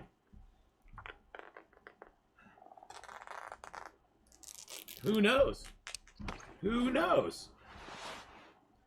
I really have a hard time getting rid of those. I'm going to actually repair that.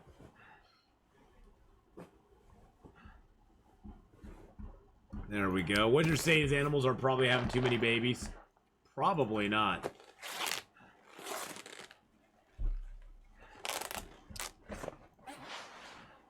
Maybe Ash Canyon, though, is going to be story-related at some point. Or make us go there. I don't know. I don't know. How heavy are we? Oh, wow, it's all that food and stuff that we have on us. All the sticks and things and stuff and things. and things.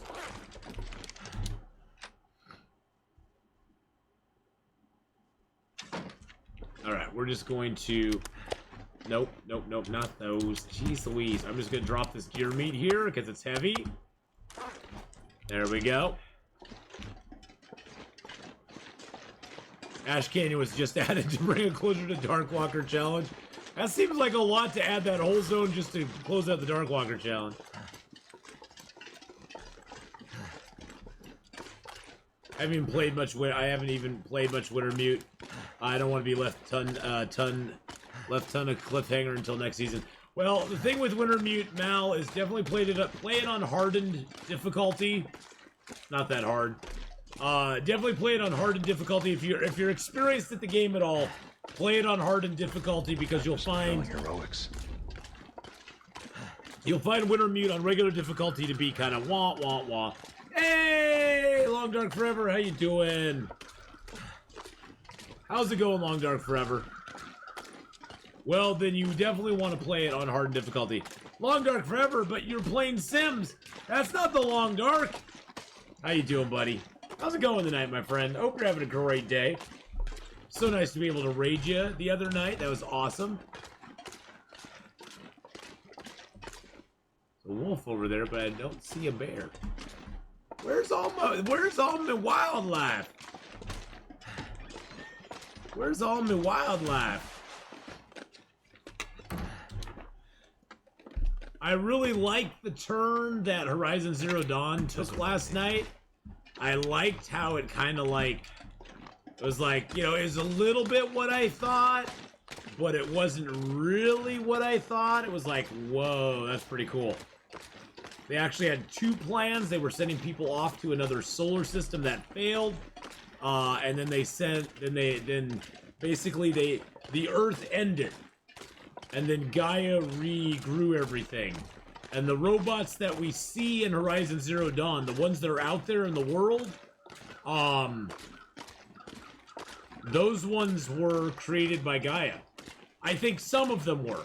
I don't think the ones that turn them into red, that corrupt them, I don't think the corruptors were made by Gaia. But, the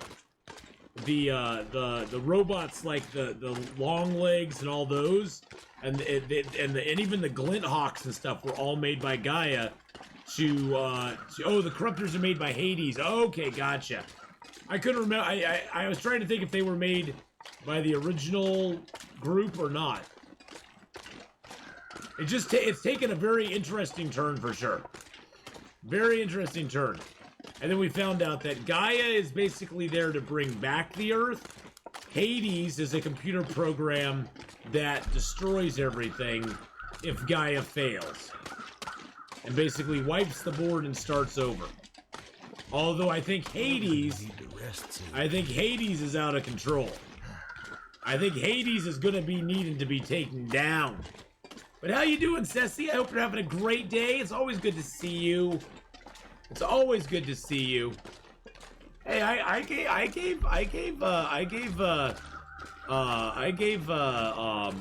Long Dark Forever a shout out. I remember when the tower in Mystery Lake, the Rangers Lookout Tower, remember when it wasn't broken? Yes. Yep, it was. It was not broken for the longest time.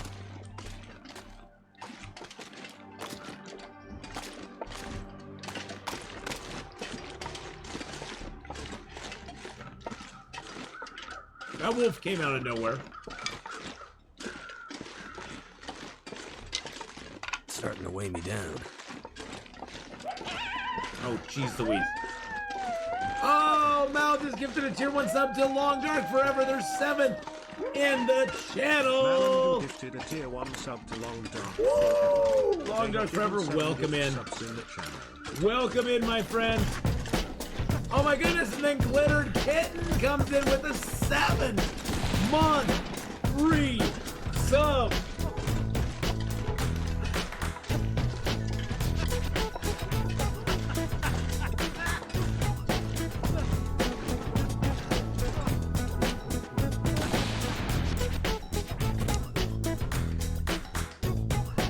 Woo! Glittered Kitten with that 7-month resub. Thank you so much, Glitter Kitten, for the 7-month. And Blades with the gifted tier 1 sub as well to Cool Blade 1975. And oh my god, it started a hype train. And it started a hype train. Blades CJ gifted a tier 1 sub to Cool Blade 1975. Nice reflex shot. It happens when you have thousands of hours in the game. I was. Oh, jeez Louise. Choo choo. Woo Choo choo. woo. Thank you so much for the 100 bits there. I appreciate that very much. Oh, jeez. And then 200 bits from Glitter Kitten. Oh my goodness. Thank you so much. Get those moving hype trains up in chat, boys and girls. Woo woo. Oh my goodness. And Mark Wars with a gifted sub to Sassy. Oh, hi, Ceci. Welcome back into the Ass Pack, my dear. Welcome back. Gifted a tier 1 sub to CZ. This gear's starting to slow CZ. I like CZ. Oh, jeez. I'm indoors. There's no wolves. There's no wolves inside. Well, thank you for the 200 bits as well, Long Dark Forever. Thank you so much, my friend. Thank you so much. Keep that hype train rolling, boys and girls.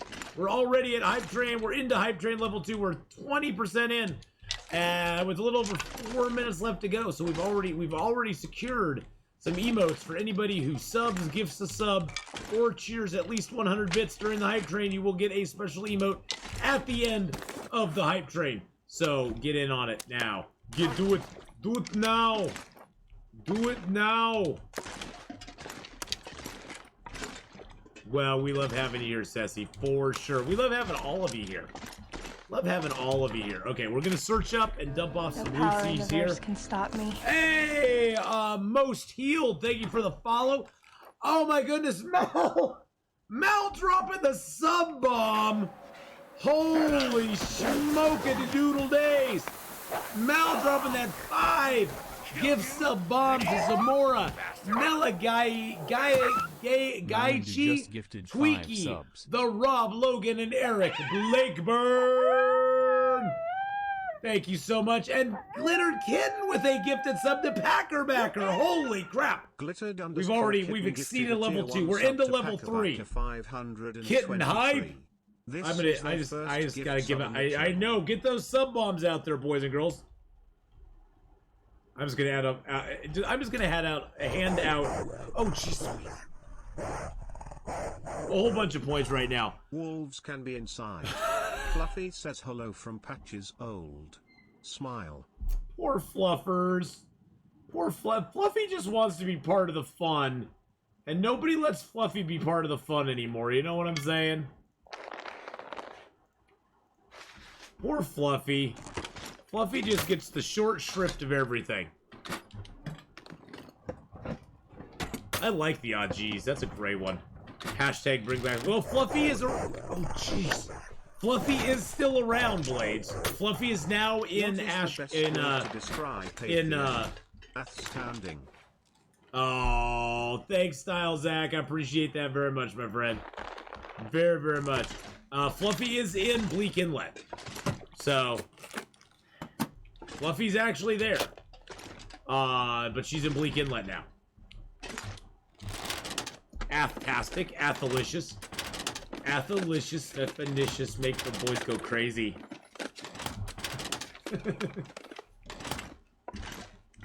I'd say girls go crazy, but that's not really. We all know where that lies. We all know where that lies, boys and girls. Sketchy's in the cave. Yep, Sketchy's in the cave.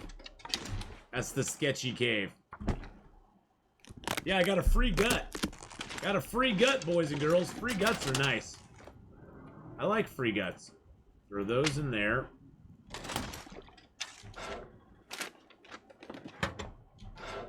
Used to make scavenging the dam interesting. Oh yeah. Oh yeah. When Fluffy was in the dam, it was always a very risky place to go. But then again, back then the dam was very high risk, high reward.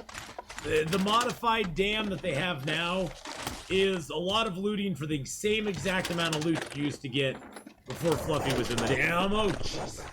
Before Fluffy was in the dam. Glitter Kid with another 100 bits.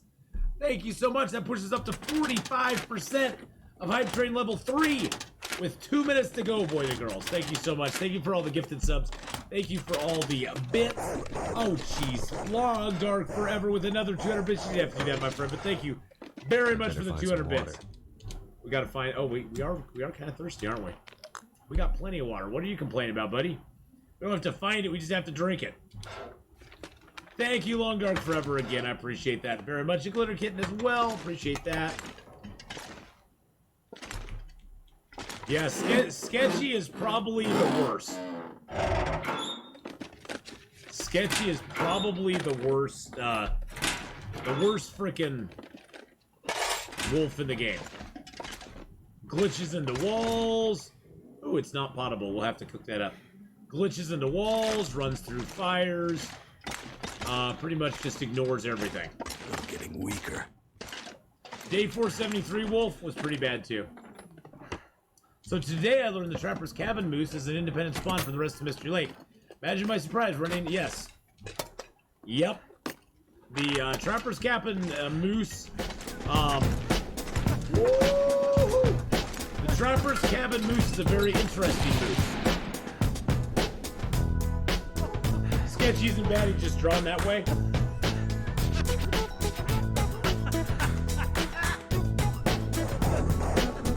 Oh, Glitter Kid with another 200 bits!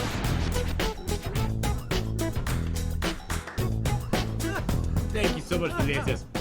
Yeah, the Mystery Lake is a weird place with the Trapper's Cabin. Because, Mystery Lake, you can either get the moose that spawns at the dam, or at that little hut by the unnamed pond. And if you don't find it there... Oh my god! If you don't find it there, he's always going to spawn at the Trapper's Cabin. Long Dark Forever with 5 gifted subs! Oh my goodness! And Cindy with 100 bits! Hi, Cindy! Thank you, Long Dark Forever, for the 5 gifted subs going out to Jimbo Jam, Bonarum, Leo Martini, a Summer Gemini, and a Rembrid. And thank you for the 100 bits as well, Cindy. I really appreciate that. Mark Wars casually brings up Day 473 like we're over it. It's been forever. We're still not over it. I'm over it. Choo choo! Choo choo! Yes, we are into Hype Train level 4 now, boys and girls. Hype Train level 4. Goodness gracious. Herr Full Tier, how you doing? Hello, hello, good morning. Good afternoon, good evening, wherever you may be. There's that 100 bits. I was waiting for that, and it still got me. Hi, Atheenon and friends. I was waiting for that, and it still got me. My Mystery Lake Moose spawn was at the dam, and suddenly one hello and Trappers. Yeah, that's the other part I was trying to say before we got that gifted the sub bomb there. Is that even if you get a moose spawn in one of those other 2 points? Kitten gifted a tier 1 oh, Glitter Kitten, thank you so much! They have given 2 gift subs oh, in the channel. Thank you so much for all the gifted subs and the bits and the resub. That's amazing. But even if he spawns at the dam or that unnamed pond hut, he can still spawn at the Trapper's Cabin because he's totally independent. So. Oh my goodness, I'm doing fantastic. My PC feels fantastic too after the OS reinstall. How about you in chat? We're doing awesome. Air Full Tier, we're doing awesome. He said this. Quote 5. What was quote 5? It is what it is. It is what it is. Well, what else can you do? It is what. That's what it was. That's what it was. I mean, you know, the death in a game is. It is what it is. It truly is what it is. The Day 473 wolf was not nice. No. Oops. Oh my. And if you've not seen Day 473, there it is. Oh my. Oh my. Oh my. Oh my. Oh my my my. Oh my. Circum, how you doing, my friend? Finland, hello, hello. We're in the middle of a hype train that's up to level 4. Level 4 hype train right now. With 2 minutes and 19 seconds to go, we're at 46%. It's going awesome. You haven't been here in ages? Oh, well, hey, you know, life takes over, man. I understand completely. It's going pretty good. We're not doing too bad today. We're just chilling out with some Long Dark for the next couple hours, and we're going to play... There's a little game called Arid, which is free on Steam. We played it last Saturday. We're going to play it again today and see if we can get a little further in it. We had some fun with it last week. So it's a decent game. I mean, for what it is, it's pretty fun.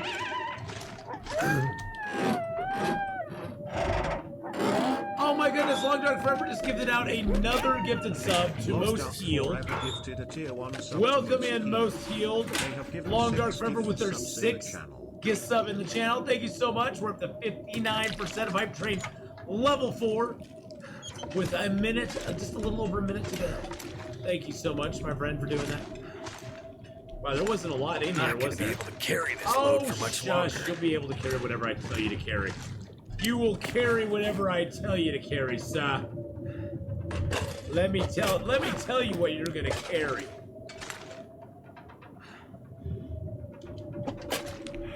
I'm poor now. Level 5 is up to y'all. Hey, I appreciate everybody just being here. You never. I've always. Oh, jeez. Snake Doctor! Thank you so much. What came after day 473? When will we see Eggy Mackenzie again? Smile. Well, Eggy McKenzie will return when the new update comes out. I don't play Will very much because honestly, I'm kind of bored of him. I mean, maybe I should pull him out of retirement and have him just kind of jump around the world a little bit and do a few things. Just show you what we have stockpiled. Thank you so much, everybody, for the hype train.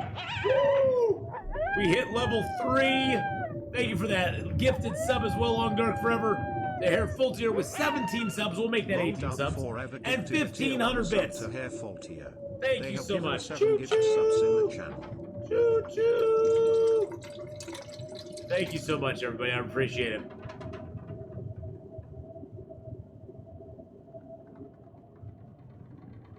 But yeah, day 473. That one was very sad. But you know what? Will Eggy McKenzie came after that. Maybe I should return to Will and play him for a little bit and more just take a tour, do the grand tour with Will. It'd be like the Will tour.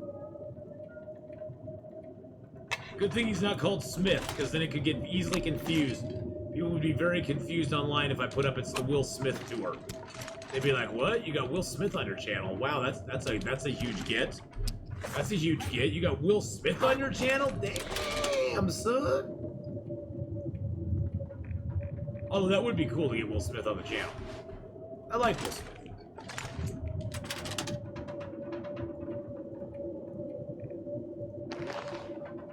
He's playing Will Smith for Suckers Team Master all the way. Hey, play whichever one you want, my friend. Whatever one you want to. Hey, Mal just subscribed to Tier 2! Just subscribe. Tier 2! That's a $10 holla right there, my friends. That's a $10 holla. Thank you for the $10 holla. It's more than the $5 holla. Thank you for the $10 holla there. Oh, I forgot. I need to give out some points.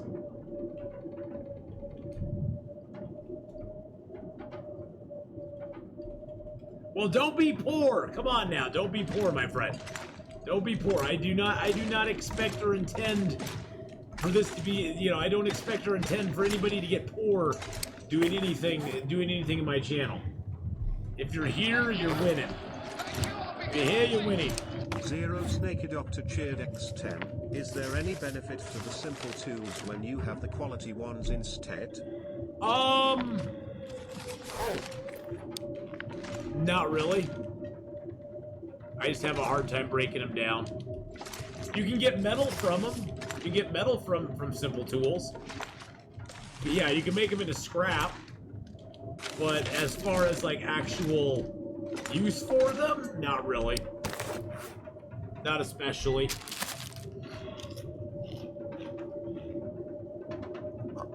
I would just it takes a while to break them down, and honestly, I may want to take that quality toolkit with me.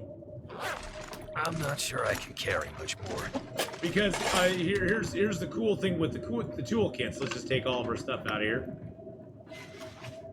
So when you go to make arrows, it takes an hour and a half to make one arrow by hand.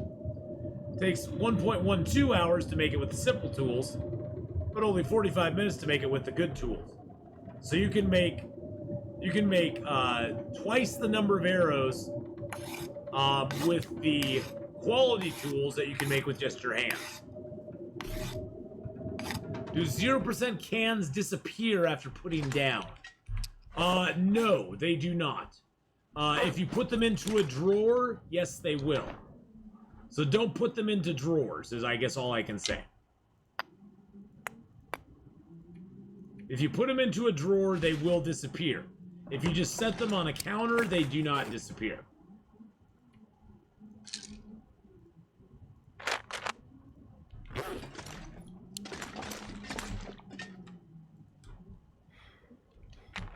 Now, medicine, you can't use it after it hits 0%, unfortunately, but there's a little trick to get around that, too. If you have good medicine on you. If you have a 0% pill on a counter, and say you have a better condition pill in your inventory, if you pick up the 0% pill from the counter, it will become whatever the lowest condition pill you have in your inventory is. So if you have a 60% pill bottle in your inventory, and you pick up a 0% pill bottle, it'll become 60%. Which is pretty sweet. I'm just gonna drop these and put them up here, because I don't want to deal with it right now.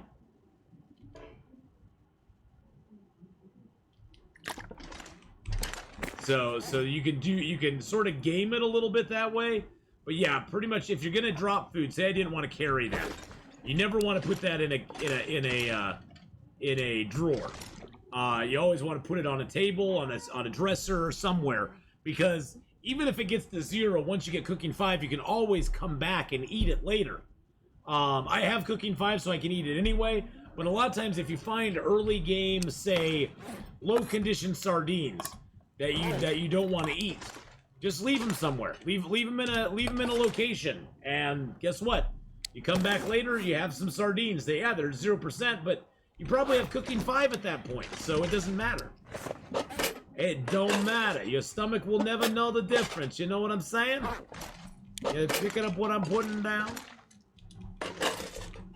So I like to leave tools at every workbench. I'll probably leave the simple and take the quality with me, just because I don't know what I'm gonna find in Desolation Point. So at Cooking 5, you don't get poisoning even from sardines. At Cooking 5, the only thing you can get food poisoning from food-wise is raw fish or meat. Raw fish and meat are the only things you can get food poisoning from at Cooking 5. Man-made food, cooked food, doesn't matter what percentage it is. Even at 0, you'll never get food poisoning or parasites from it. Now, as you saw, well, if you've been watching this series, as you saw in this game, we accidentally ate a piece of raw bear meat. And guess what? We not only got food poisoning, but we got intestinal parasite risk at 75% from eating it. And we got intestinal parasites.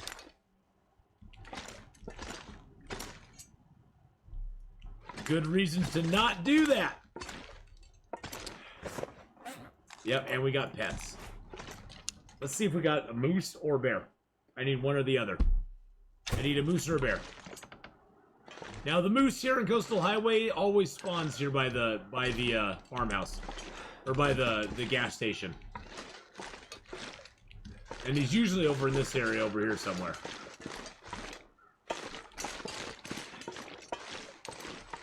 If he's up. Which it doesn't look like he's up. And And he's gone. And it's gone.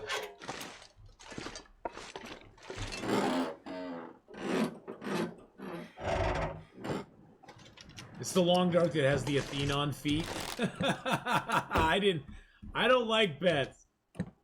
Yeah, you have to take antibiotics once you get the intestinals. And on Interloper, it's 20 days worth of antibiotics. On Stalker, it's only 10 days. And on Custom, it's only 10 days as well. Custom and Stalker are both 10 days. Even if you do a Interloper template, it's still 10 days. For whatever reason, I don't know why. You know, I used to play the game a lot more, Mal. Guys like One and Only, and there's a few others that play it a lot more than I do these days. Which is fine. I mean, I've been streaming for 5 freaking years. I mean, you know, and I want to play a few different games here and there. And in Long Dark, I'm not bored of it. It's just like I want to have other things. I want to experience other things, you know?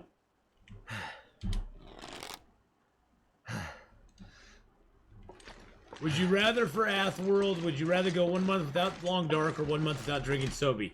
One month without Long Dark.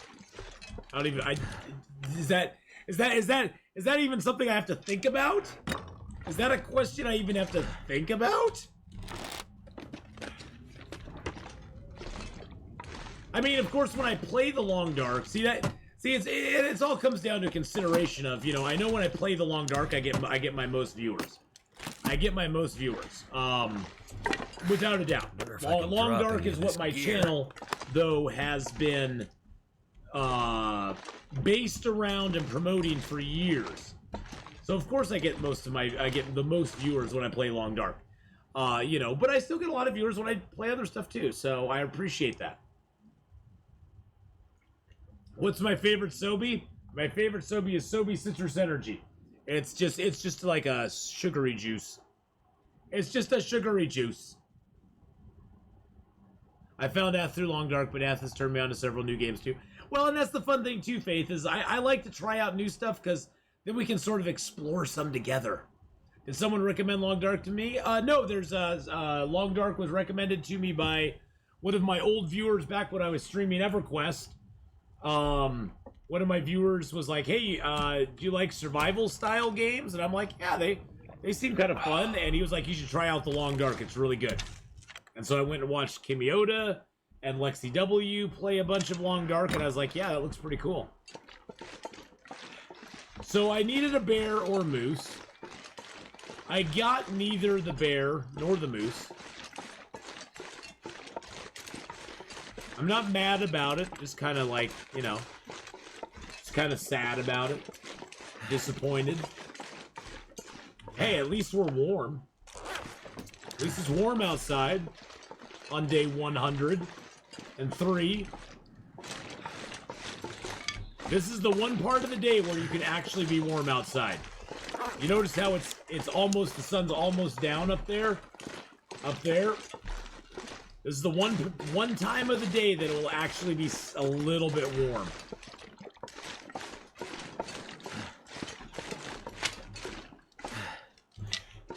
Eat the sneaky wolf. That's a good idea.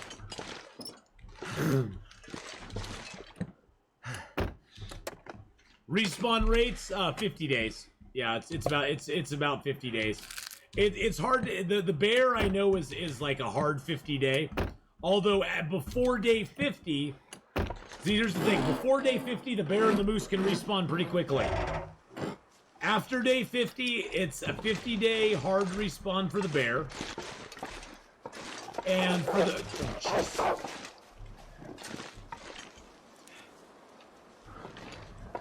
Oh, I hear the bear. Oh, there's the bear. Oh, geez Louise.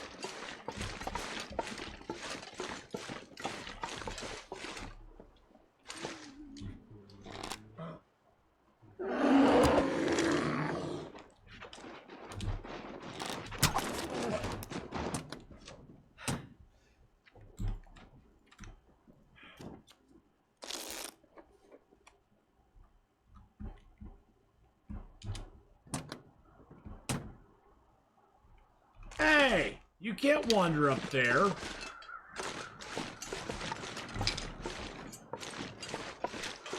Is he even bleeding? He doesn't even look like he's bleeding. I thought I hit him with an arrow.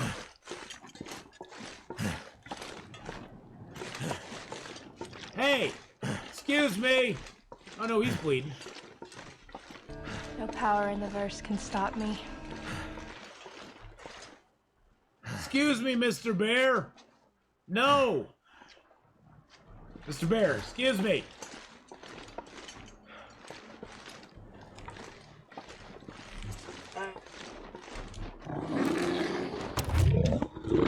Excuse me, you can't go up the hill. I thought I was gonna die right there.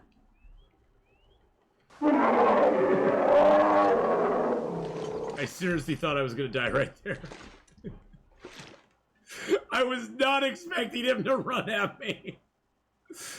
I was not expecting him to run at me.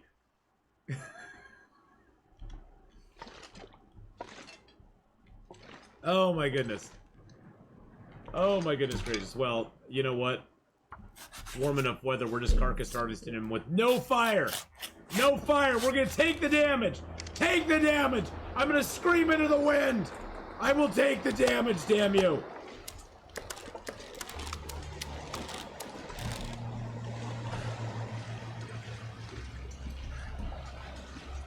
I'm gonna leave the meat barely walk here for a second. Here.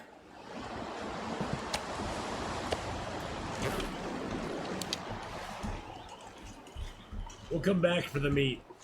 We're gonna Kimioda it, boys and girls. Kimioda it.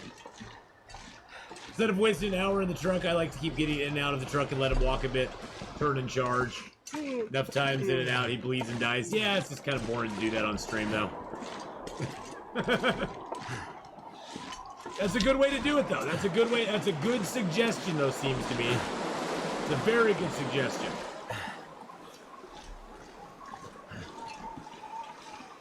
It is a very good. It's a very good suggestion, though. Damn, freezing. You still get the hide? Actually, Zest, you get the hide and the guts faster than you normally would if you just harvested them out normally. Yeah, in 2 hours you get the guts, the hide, and you get all the bags of meat. Some days you get the bear, and some days the bear gets So you. we got all the guts, we got the hide, and I'm just gonna leave the bags of meat out there, actually. I don't need them. I wanted them, but as you can see, I have plenty of food to keep me going for a little while. Wow, I got 2 things of those there. Ath likes to make it interesting, like, I don't know, eating ice cream while wandering into wolf territory. I have no idea what you're talking about, Snake Doctor. No idea what you're talking about. But yeah, it's carcass harvesting or quartering. I usually call it carcass harvesting just because I'm weird. But quartering an animal gives you a huge benefit of, Rust I've heard decent stuff about, but it's all PvP. It's like Sea of Thieves. Quartering the animal gives you the guts and the hide, gives you the bags of meat, and it also allows you, especially if you're in a very exposed area, you notice how that storm came up right as we got done quartering the bear. Well, if we had put a fire down there and we're like, well, let's quarter him up, make a few, cook a little meat up for him and everything, we would have not been able to do any of it. We would have had to run anyway. So we would have been done. The Long Dark's my favorite game. The only thing about quartering is all the bags weigh twice as much as the meat, but there is no meat loss from total weight of bear. Well, but that's the thing, is like it doesn't really matter that the bags weigh so much. You can drop enough weight that you can, overcome that pretty easily. All I need to do is drop a bunch of stuff. And then I can run out there, grab 3 bags, run back. Run out there, grab 3 bags, run back. And at that point, it just becomes a conveyor belt of bringing it back. All right, have some good food, my friend. Have some good food. All right, so let's throw some stuff in here that we don't need. Don't need the pots. Let's go throw our feathers out here. Those in there. All right. Let's just go through our gear real quick. Don't need the cloth. Don't need that. I guess I can drop my wood over here because I really do not need any wood on me right now.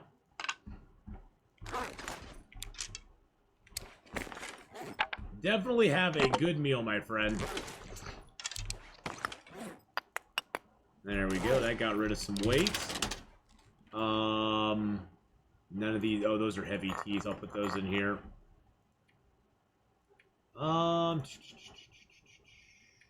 Put all my coffees and teas in there.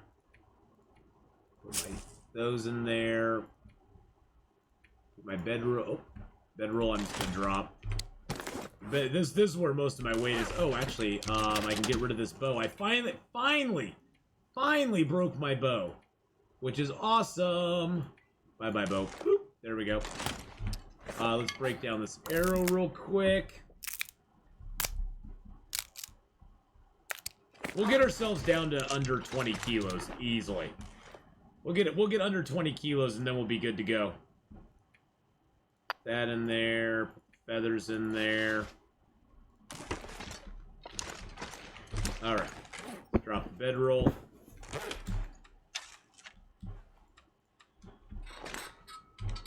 Put down the lantern. Oops. Do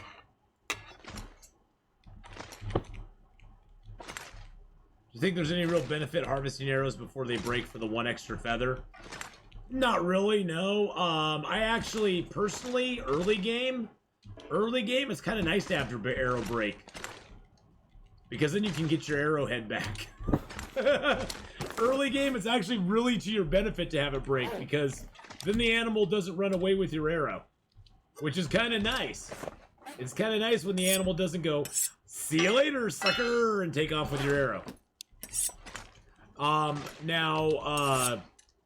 If you are, I mean, there was a time in the game, where animal corpses were not giving out feathers the way they were supposed to, and it was actually advantageous to harvest an arrow when it got to low percentage, because the animals were not giving out the arrows like they were supposed to. So there was actually a moment in time where it was good to do that.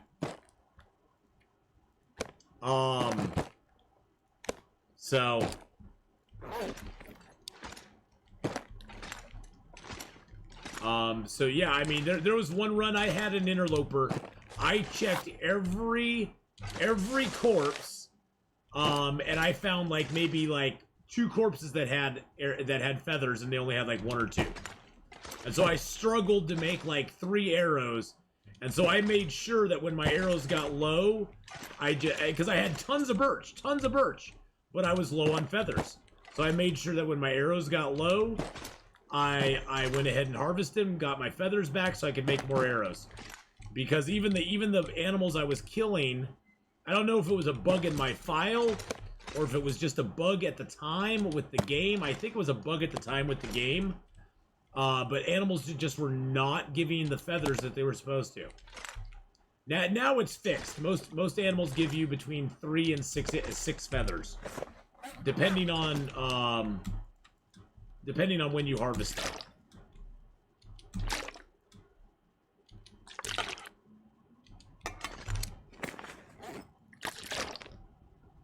So, because if you pick up the feathers around an animal before you harvest it, and then you harvest the animal will sometimes respawn the arrows or the feathers that you just picked up.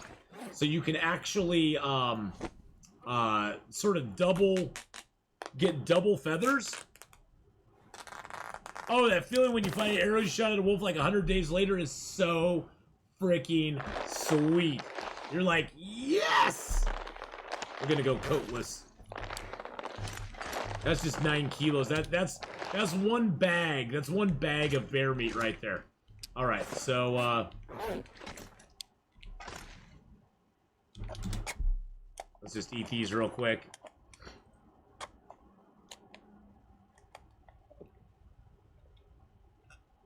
Yeah, that is a That is a great feeling, Snook, when you come into an area that you were in, like, long ago, and you run across an arrow just sitting out in the middle of nowhere. And you're like, what? Wait a minute. There's an arrow over here. It's like, cool. Free arrow. And you know the game didn't give you that arrow. The game didn't give you that arrow. You gave yourself that arrow. I'm definitely going to need some wood. We're going to pick up a little wood while we're out here. The nice thing is the bags last for a few days. The only issue with that comes is if you build a fire next to them, they wear down pretty quick. Use more food. See, it's almost 25% down right now.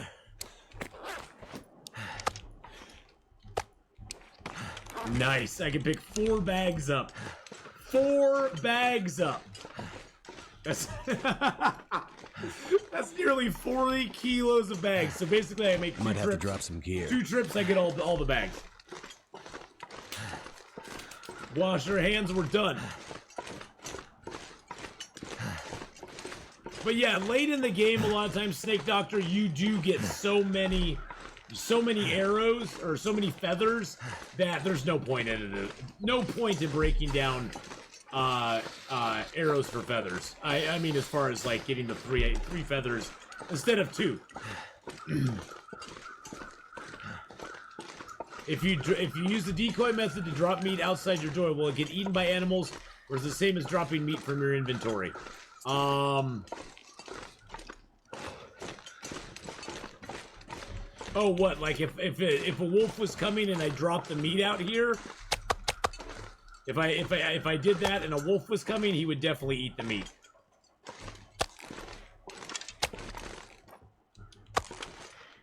Can't feel my feet.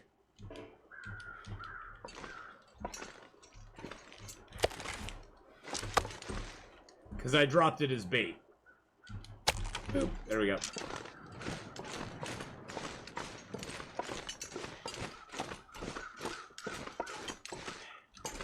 But if you drop it with no wolves or animals around, will they try to get it? No. Too cold to Nope. think. Works just like any other meat from your inventory. It's only if they've locked onto you and done their little bark. Once they bark, they will go for bait or you know, some sort of meat if you drop it. Before they bark, no. They're just like, they don't care. You got stomped by a moose. I've been making teas and old man beard.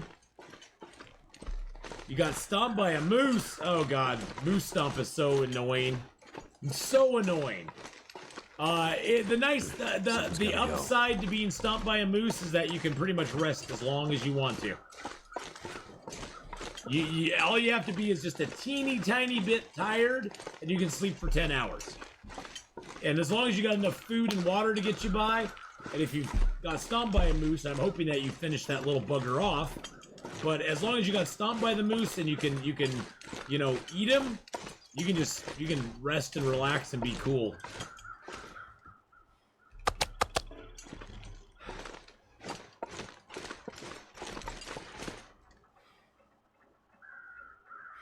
I'm very sad that no moose has decided to grace me with his presence. That makes me a sad boy. Because I feel that the moose should come and say hi to me. Because I just want to say hi to him.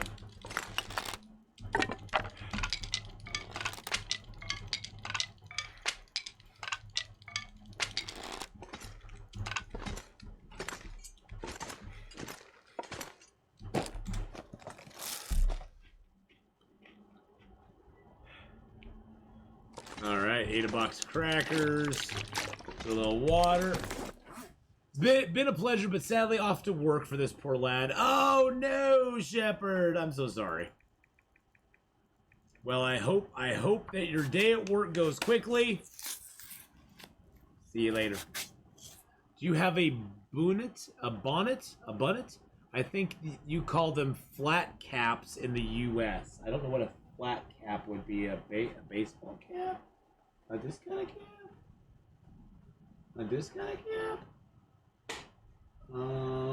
This kind of cap? Maybe a bonnet. a bonnet. Well, I got this kind of thing. I got a Canada. Oh, a newsboy cap. Oh yeah, I have those.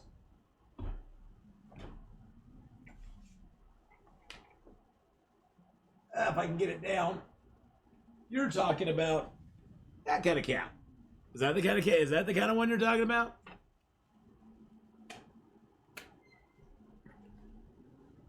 Is that the kind of one?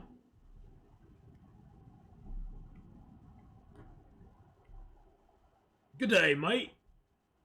That's the kind of one. Okay, I have many of those. I like these actually. I probably have about 6. I got like 6 or 7 of them easily.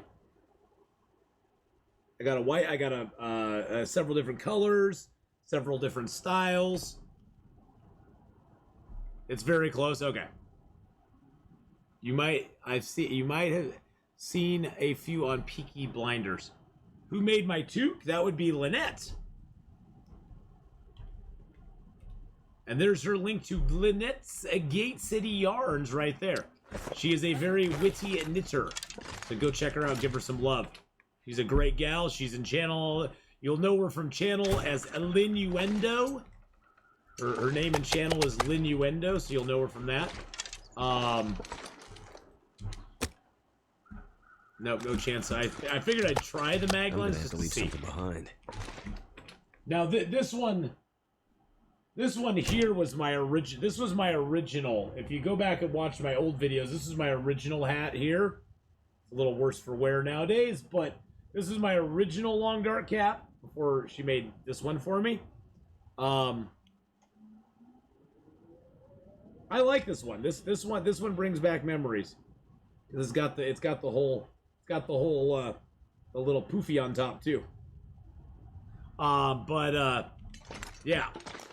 Wear my Quern hat. I don't have a hat for Quern. Mark Ward.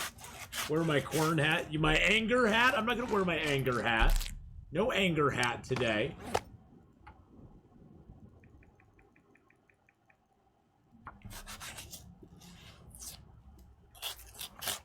Okay, I'm gonna go see what you're talking about now.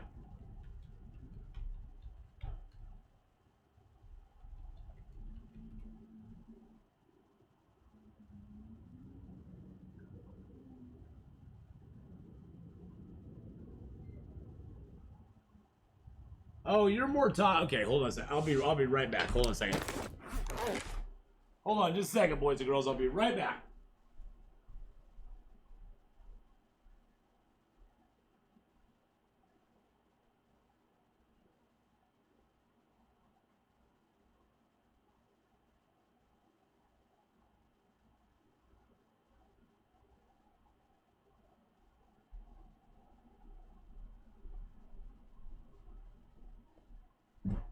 See, I think what you're talking about is more of like this kind of a hat. Is that what you're more talking about? More of that kind. I also got like a brown one. And I got this nice little gray one that's like that. That one's a little tight. I got a little gray one. This is one of my favorite ones here. This is pretty. I think that's one of my favorite ones. I like the plaid. I like the plaids. I got that one there too. That's a little plaid as well. Got that one there too. Those are some of my favorites. And then Nocturnal Druid.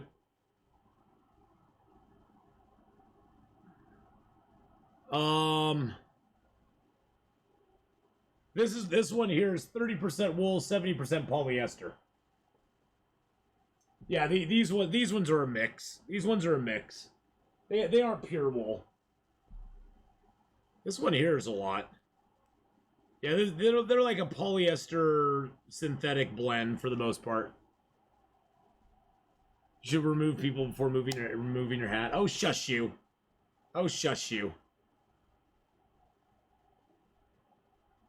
But yes, this was sent to me by Nocturnal Druid. I like this hat. Hello, ladies. Ladies. Hello. There, see, I did that so you wouldn't have to see the baldness. Ugh. But no, I love hats. I got multiple hats all over the place. I even pulled out Mark Wars' favorite hat. I even pulled out Mark Wars. Mark Wars is like, I'm unsubbing now.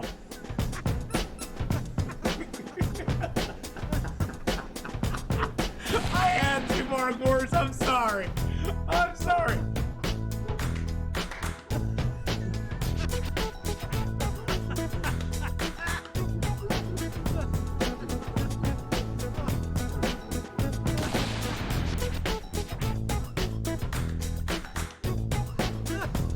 All bold guys love hats. I know. I've loved hats since before I was balding. Just resubscribed for 40 months. Sub hype Rocky with the 40-month resub. But I liked hat. I've liked hats since I was in my 20s. I've always liked baseball hats, and then I got into more of the sort of the newsboy cap hats, and you know, of course Mark Wars, like, you know, I got into the furry hats, the Mark Wars hats. I got into those, you know, the Mark Wars favorite hats, because he likes these. They have little wolf. It has little wolf paws with a squeaky in it. Thank you. I'll be here all week. I'm Zero's Naked Doctor cheered X50. You're not bald. You're stylishly devoid of hair. I wish that was the truth. But I am bald. I am bald. Too heavy. I know, but I gotta put the lightweight meat out here.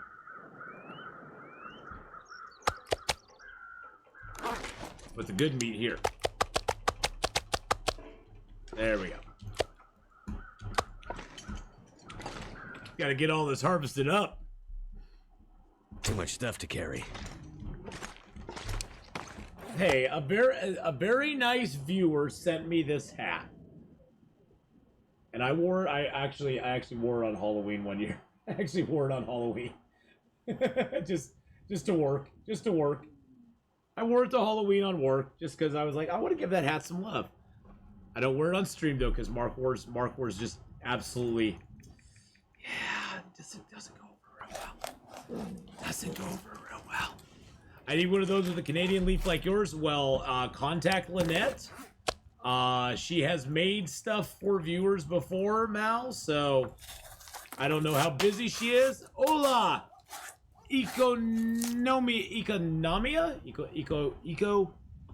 Hello, yeah. Hello. Welcome to the channel, my friend. How you doing? Leave me out of this. Oh, it was my Mark Wars is not going to be left out of it. See, I think Mark Wars thought I bought that hat for myself, and he was just very disappointed in me.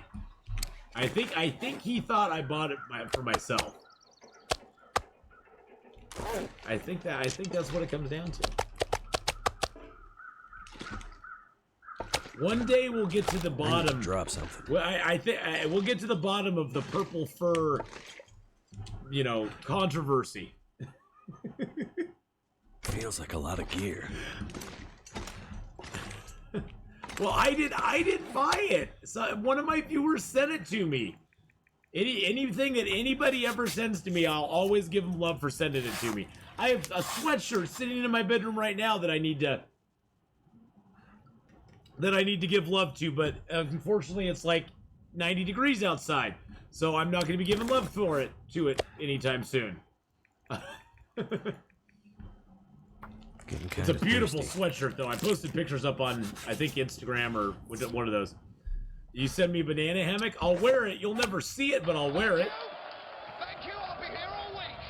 Zero's Naked Doctor cheered X50. This has probably already been asked, but what's your take on the 0.1 kilograms method for improving cooking, and do you ever use it? Yes, I use it. I have no problem with it. It's a mechanic that's in the game, that has been known in the game. If you choose not to use it, you don't have to use it.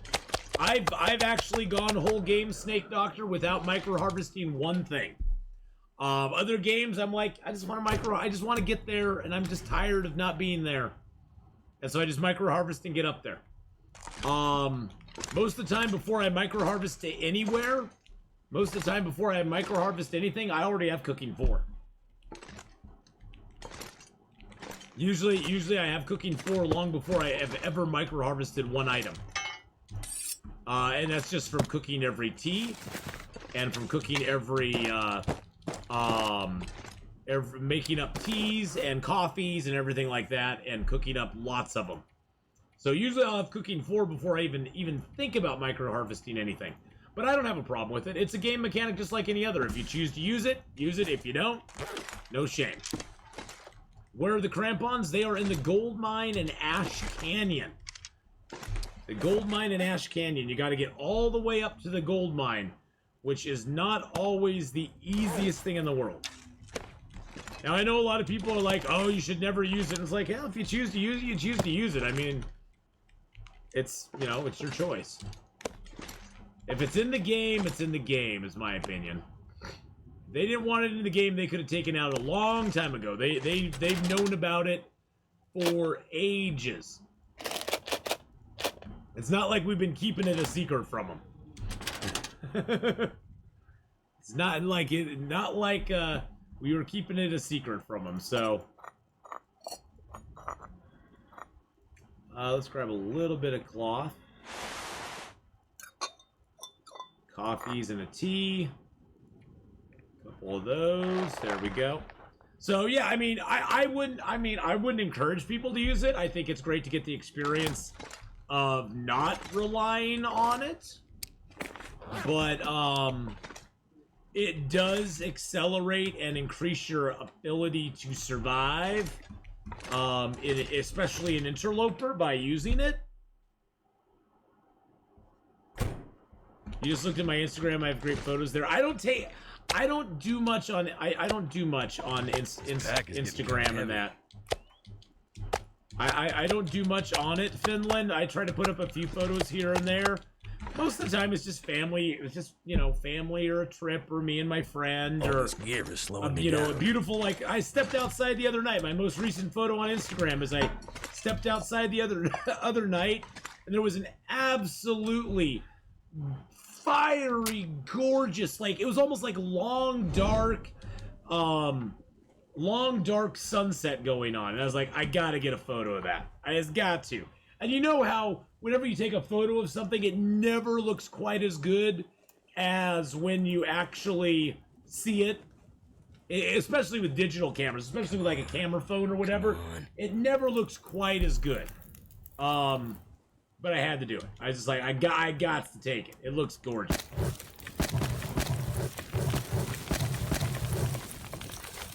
But yeah, I just don't do a lot. I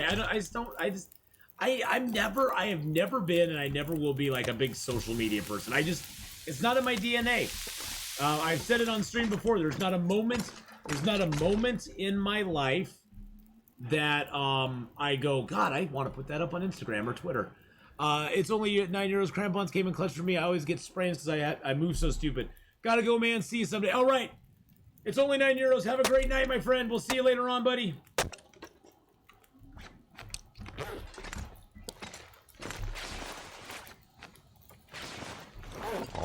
No power in the verse can stop me.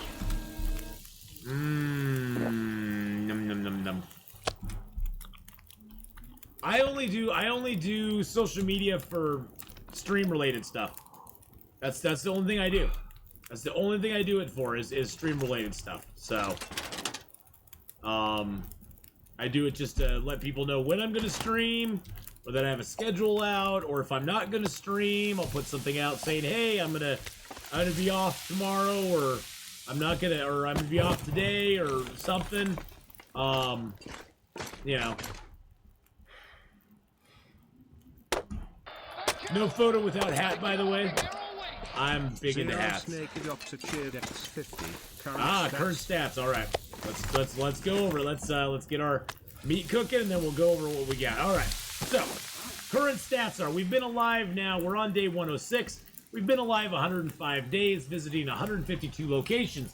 In that time, we spent 14 days in Mystery Lake, 9 days in Pleasant Valley, 4 days now in Coastal Highway, a day in Timberwolf Mountain, 4 days in Forlorn Muskeg, and 33 days in Mountain Town, 15 days in Hush River, and 6 days, our first 6 days as a matter of fact, in Ash Canyon. We have in that time killed ourselves 45 wolves, 6 bears, 2 moose, and 13 deer, 32 rabbits.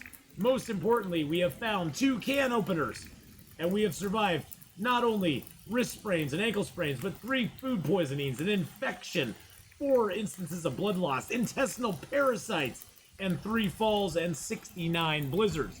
We currently have our skills at carcass harvesting 5, cooking 5, archery 5, fire starting is at 3, almost at 4. Mending is about a third of the way into 3, something like that. Ice fishing, rifle, firearm, and revolver and gunsmithing are at 0, because who cares? I don't fish much in the game, to be honest. I just don't. My clothing consists currently of a rabbit skin hat and gloves, a deer skin pants and boots, moose skin cloak, as well as a bear skin coat. We got the moose hide satchel as well. We have double thin wool sweaters. We have combat pants underneath our deer skin pants because the warmth is comparable. We have our crampons that we got at the Ash Canyon gold mine. We got our thermal underwear as well. We are currently running the buffs of well-fed, which gives us a greater chance, or more health and 5 kilos of carry. We also have the sure footing bonus from our crampons, which gives us better traction on icy terrain, making rope climbs easier, sprains less frequent, and weak ice more forgiving. Thank you for the follow there, my friend. We also, in addition to that, we have a 15 kilo carry bonus because we also have the technical backpack, which we found at the gold mine with the crampons. So that's pretty much where we're at. I'm headed over to Desolation Point because I like Desolation Point. It's a fun place to go.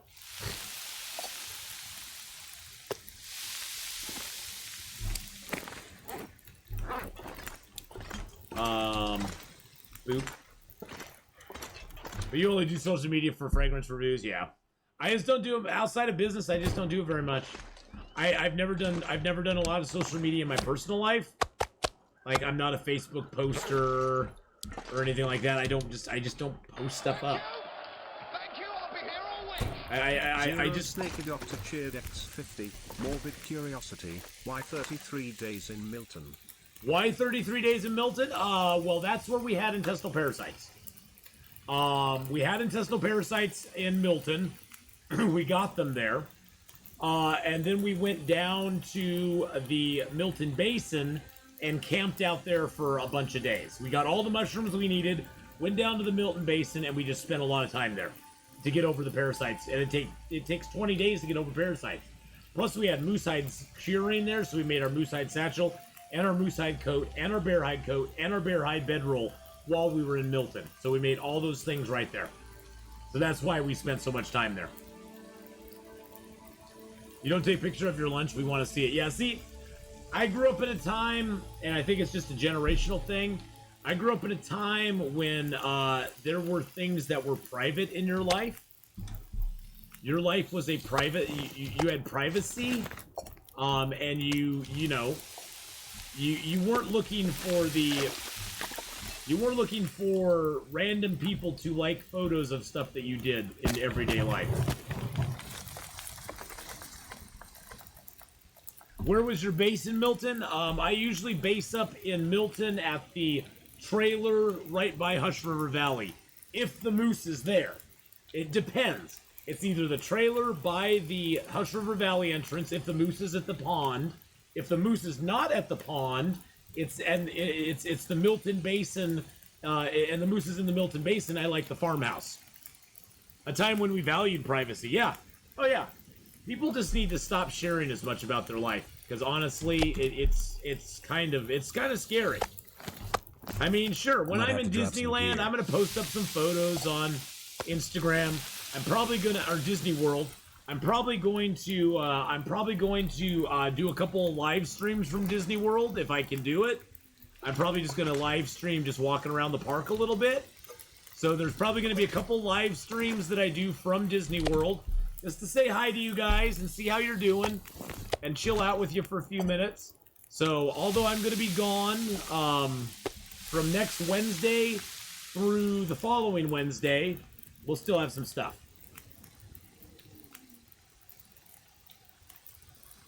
You know?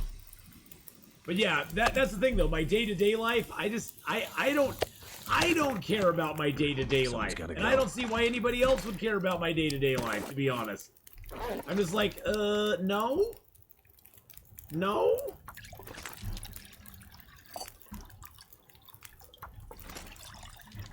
Yeah, we've been planning this trip for a while. Of course, the Delta variant's now going crazy. It sounds like even being vaccinated doesn't matter. They're like, yeah, even if you're vaccinated, you can still get it. It's like, then why did we all go get, what the heck?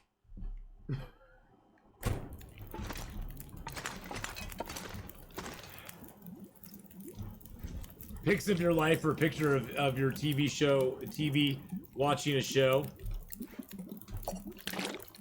Well, I think a lot of it comes down to meme culture. Is everybody wants to have the next like popular meme. Which I still don't understand memes. You know, back in my day, guys were actually funny. Back in my day, comedians actually told these things called jokes that made you laugh. You know? Now it's all about the meme. Now it's all about the meme. Oh, this meme was hilarious. That meme was so funny. Somebody put a joke on a picture. It was so funny. Having the shot means you won't get as sick. Deaths are now among the unvaccinated. Nice for the... Okay, well. That's fine.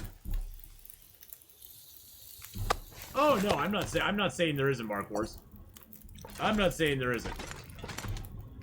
I'm just saying that, yeah, the bar continues to move, damn it. The bar continues to move.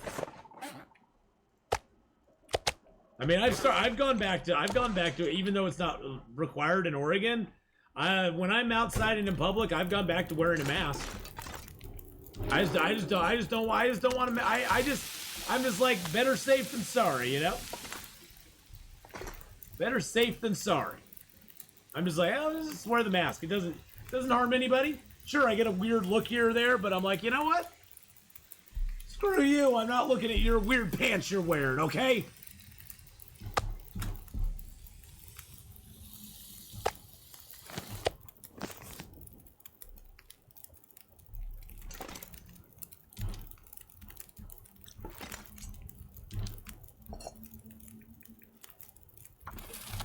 I think we all just need to be a little more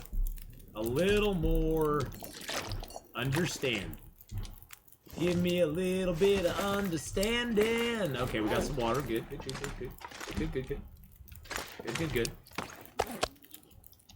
We all just need to be a little more aware of everything going around us at this point. Be aware of people that are, you know. Well, honestly, Mal, I think honestly they don't know. I think the honest to God's truth is they're it's not that they don't know, it's just that they are chasing a moving target all the time. It's like trying to perfectly predict the flu vaccine every year. Because there's hundreds, you know, they basically are like they're trying to stay one step ahead of it, and they can't. Need a drink. You know, things move and change so fast with stuff like that. I mean, they've had what now, like 6 different variants of COVID. I'm sure we'll have an Echo variant and a ferocious variant and a Guido variant, and I don't know where they'll go with it. I'm sure we'll have a ton of variants. I mean, I heard one doc way back when this whole thing was first starting. And he was talking about how this is probably going to be with us from now on. In one form or another. It may not be as virulent, it may not be as bad, but just like seasonal flu is always around, and the flu strain is always changing and mutating, it's going to be with us for a while. It's not like a chicken pox or or polio or mumps or measles, which is like one specific thing that they can kind of stamp out because it mutates a lot more. The mutation factor is greater. So, you know. To be honest, I'm not like super concerned about stuff. I mean, I know I probably should be, but I don't let myself get worked up by stuff like that. Stuff that in my opinion I can do what I can do. I can do what I can do to control it and protect myself. And beyond that, I can't really control anybody else, and I can't really you know, there's only so much I can do for myself, and I think everybody needs to do what they can for themselves, not only to protect themselves, but to protect others around them, and they need to hope that other people will do the same. And will there be stupid people out there? Yes, there will always be stupid people out there. There's people out there who still believe that they don't need to drive with a seatbelt on. There's still people out there that believe that riding a motorcycle with a helmet is no different than riding a motorcycle without a helmet. Just to make a comparison. It's probably a crappy comparison, but it's the only one I can think of. You know, and that's the thing, is like anything with a safety issue, there's always going to be people that are against whatever the safety issue is. What are you going to do about that? You going to command them to do it? No, you can't. So, yeah. I'm just like, I'm going to take care of myself, not worry about the rest.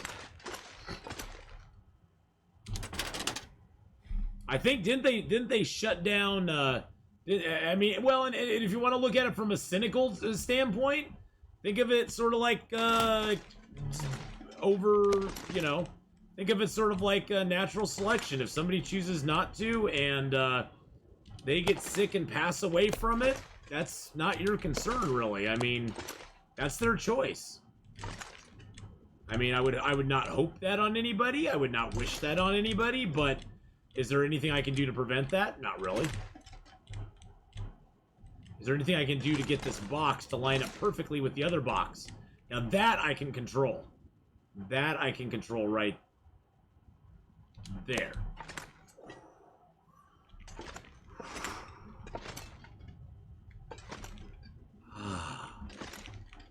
Well, I mean, you know, here's my personal stance on it. I don't think masks should be mandated, period. I think masks should be definitely encouraged, and I think masks should be, I think masks are, personally, I think masks are a good idea. I think the problem you run into is when people mandate stuff. People do not like being told, like a child, that they need to do something. Now, do some people need to be told like a child they need to do something? Heck yeah! There's lots of people I can think of in my life that need to be told like a child they need to do something. Does it make it... Are they going to take it a good way? Probably not. Probably not.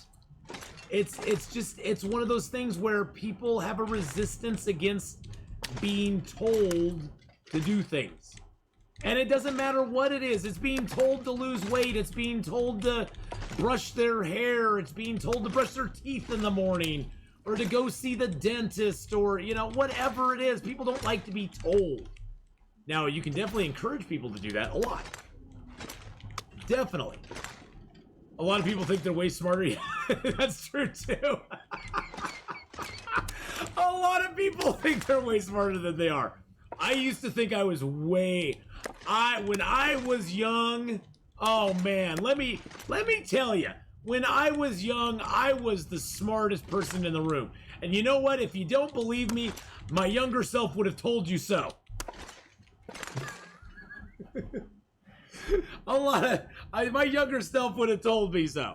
So, you know, I definitely believe in, you know, masking up. I think it's a great way to get, I think it's a great way to prevent stuff. I think it's a great way to, you know, keep yourself healthy, keep others healthy. Is it necessary in all instances? No, not really. No, it's not. I would highly encourage people to do it, though.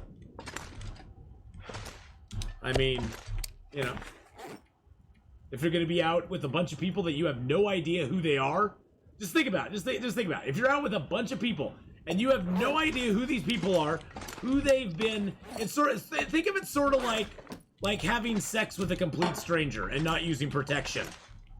You don't know who that person's been with. You don't know what they've been around. You don't know what they've been exposed to. You don't know. You are basically sleeping with everybody else that they have ever slept with in their life. When you go out into public and you're in a group of people, you are not only in that group with those people, you're in a group with those people and every person that they have been in contact with for the last, you know, week. Think of it that way. I mean, yeah, think of it, yeah, sort of like an ST. It is sort of like an STD. If you think of it in that fashion, it's kind of like an STD. I mean, it's not an STD, obviously, but that's sort of the analogy, is that it's sort of like that. I think people just need to smarten up. But when you start commanding people to do stuff, I guarantee you, you're gonna get a pushback by a small minority, a small vocal minority of people will give you a huge pushback. Gosh, I can't believe the moose is not spawning here for us. Summon a lich. People don't even wash hands before they eat. I know, exactly. Exactly. People don't even go. People don't even wash their hands, Mark Wars, after they come out of the bathroom sometimes. That is the grossest thing ever. That is the grossest thing ever. I mean, I think that's gross. You use the bathroom, you're touching your stuff and things, and then you just walk out of there like nothing happened.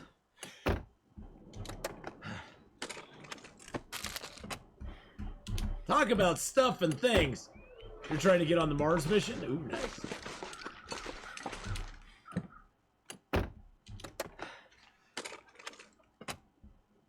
How some folks won't even bathe daily. Hey, I take my monthly bath whether I need it or not, my friends. Just to let you know.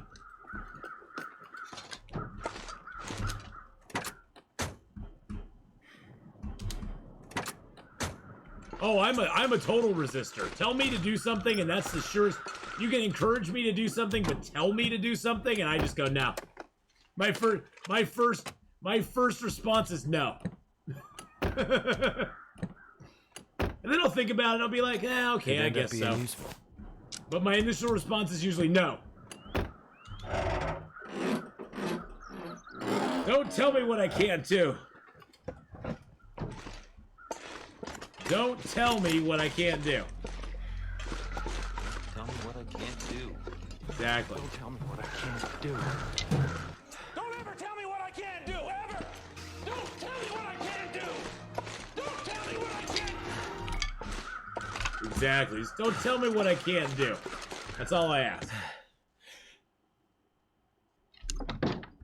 Well, but see, that's the thing. That's the thing, Mal.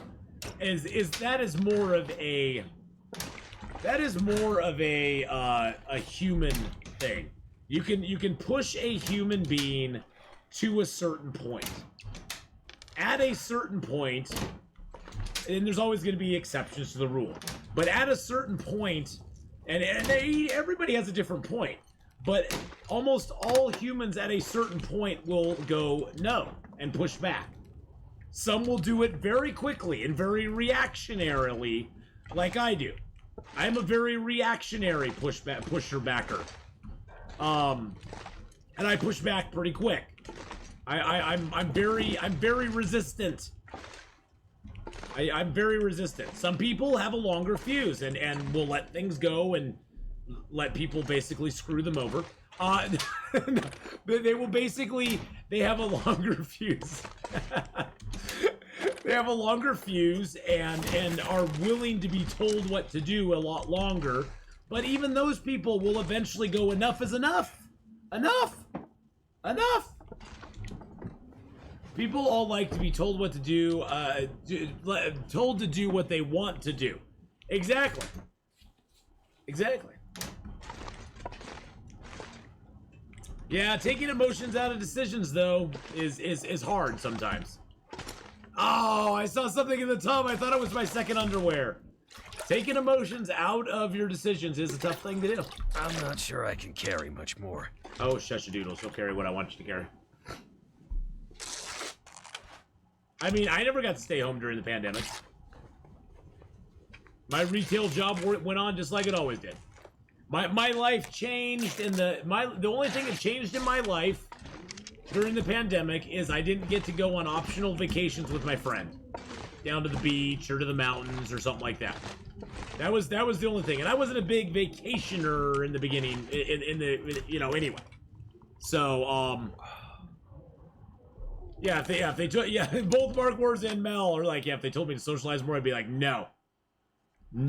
When will the next update be? No idea, Force. The next update will be sometime this year. That's about all we know. Is sometime this year the next update will occur. Don't know exactly when, but sometime this year it will happen.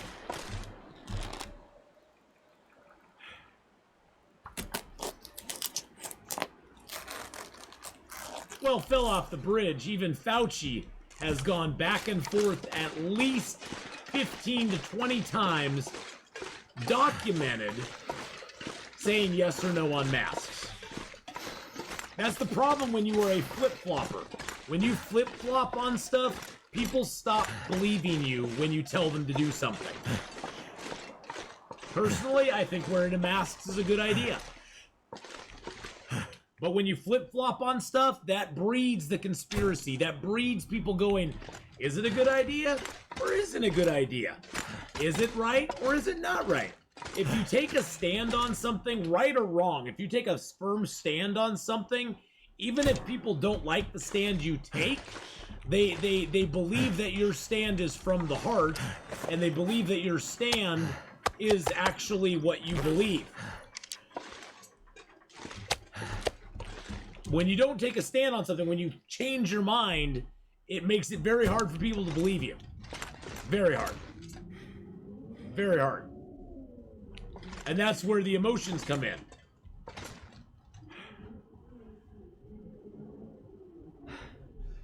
Yeah, the issues they don't know much about it. So yeah, it keeps going back and forth. I see, from my personal standpoint, I figure, what can the mask hurt? It's one of those things like seatbelt. You know, I have been in one accident in my life. No, one bad enough accident in my life that the seatbelt saved my life. So in 51 years, that seatbelt has saved my life one time. But you know what? That one time is all that mattered. That one time is all that mattered. I never have needed the seatbelt the other, 51 years of my life. I've never needed it. But that one time when my car flipped, I needed that seatbelt. I don't know what kind of shape I would have been in if I didn't have that seatbelt on. I might be dead. I was pretty bashed up. I still got a scar on the top of my head from that car crash. So who knows? And that's the thing, is I figured that with the masks. What's the harm? What's the harm? Put it on, wear it. Sure, it makes you look a little silly, you know? What's the harm? Yeah, the worst thing about the lockdown, see, that's what I hated about the lockdown. So if I hated anything about the lockdown, is my internet speeds got throttled. I had to change internet companies. But yeah, the internet speeds just went to crap. Internet speeds just tanked out like nobody's business.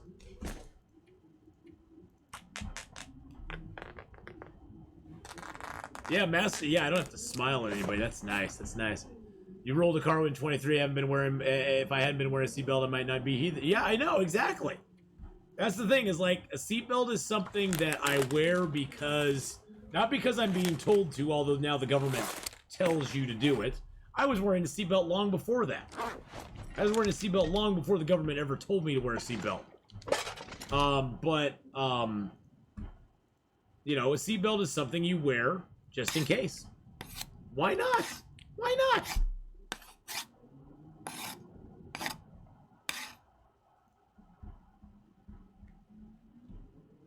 Well, but that's the thing. That's the thing. Fell off the bridge again. There will always be the exception to the rule.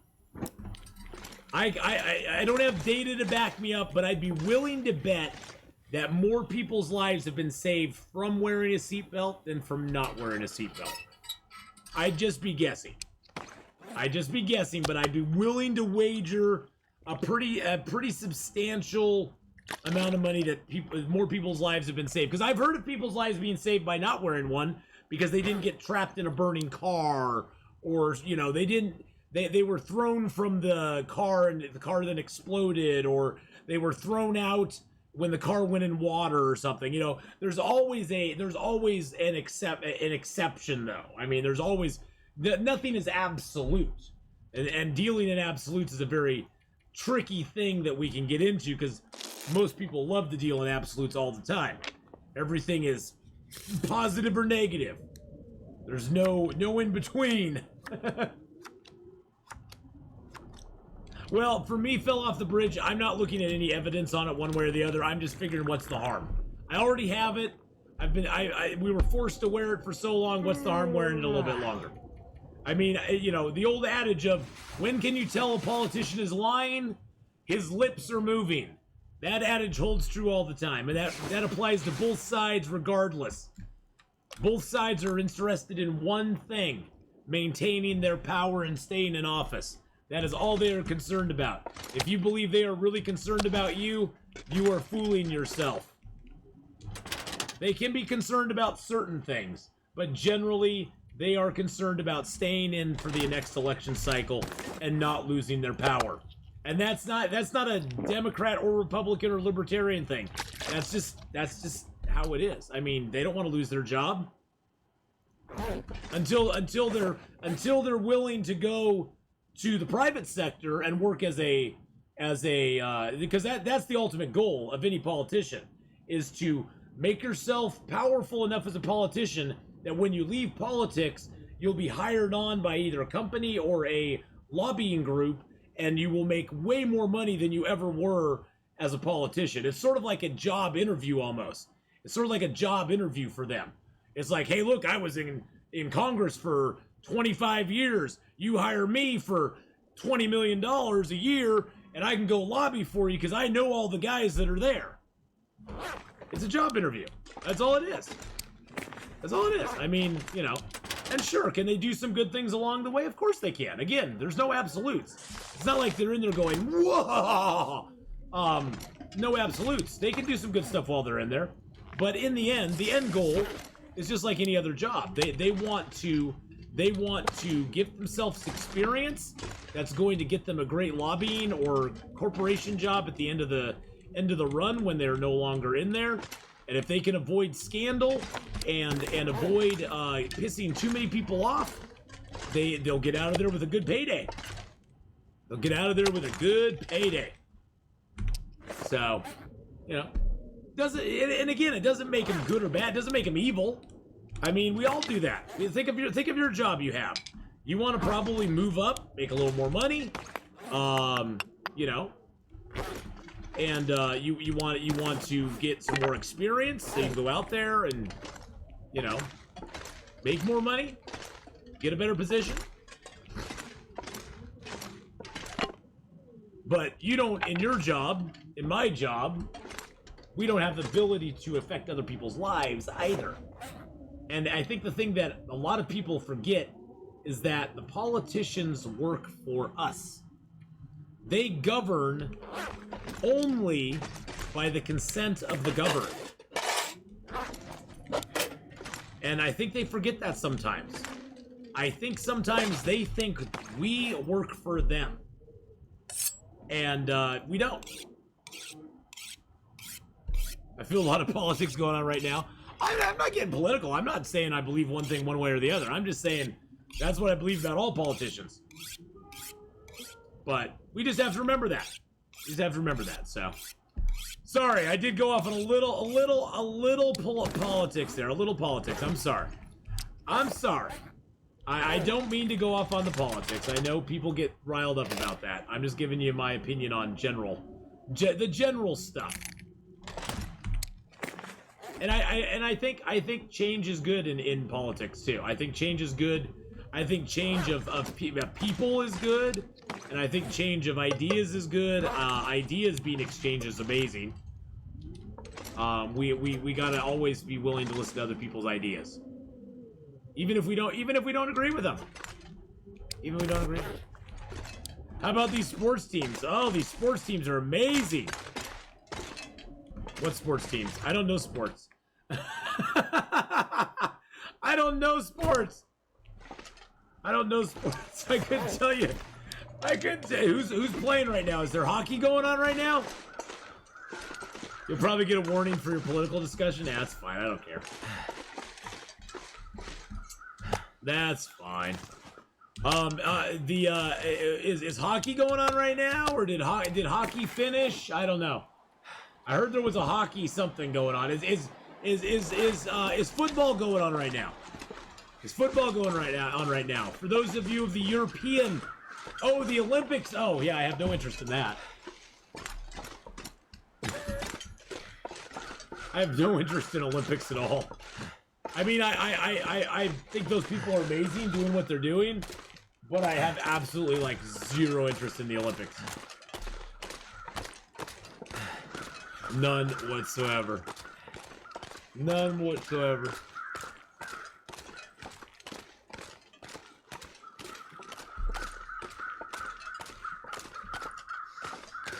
Well, the best, history, those that forget history are doomed to repeat it.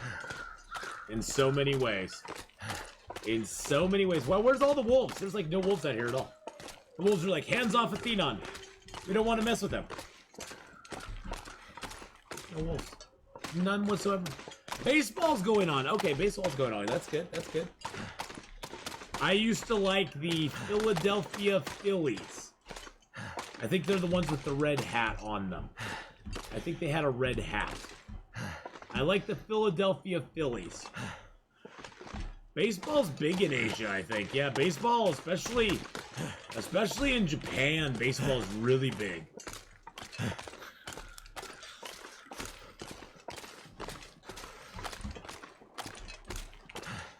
Japan, I think in Japan, baseball's almost on par, like, popularity-wise as it is here in the U.S. It may have even surpassed it, because I know all sports have kind of been taking a beating here in the U.S. lately, just diminishing interest. My head feels thick. Just because the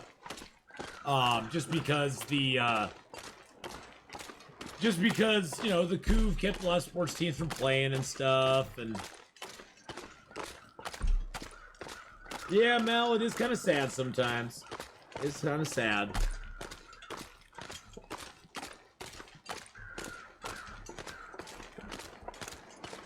Baseball's huge in Japan. They have a lot of great players. Soccer. Football. We call that football.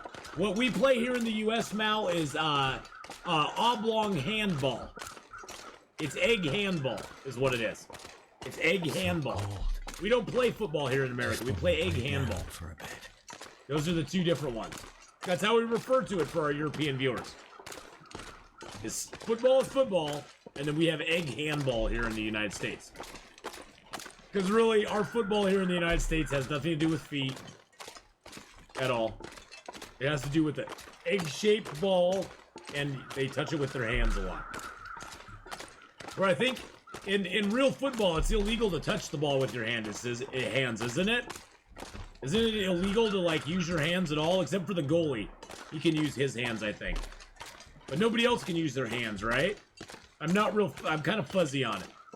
They kick the ball once in football. They do. That is true, Ceci. They kick it when they punt and when they kick off. That is true. There's 2 times they kick the ball. And that's when they punt it and kick off. And field goals. 3 times.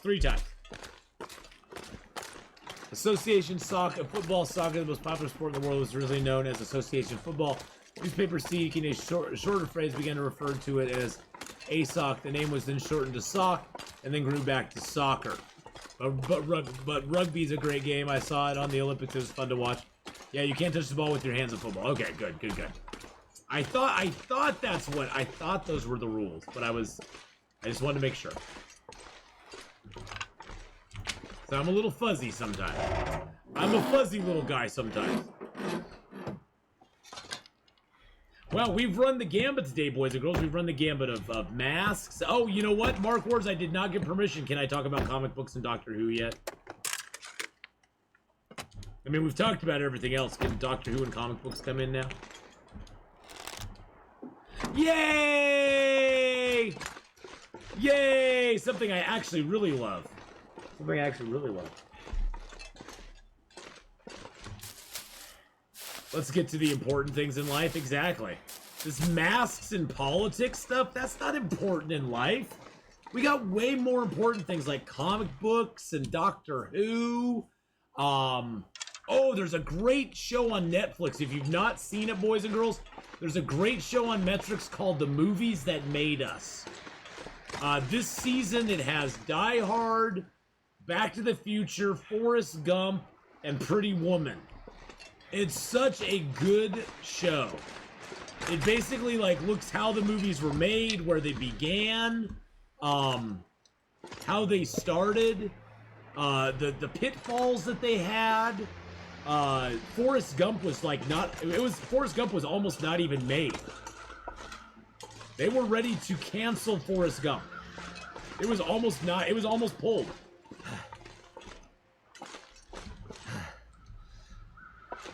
It was crazy.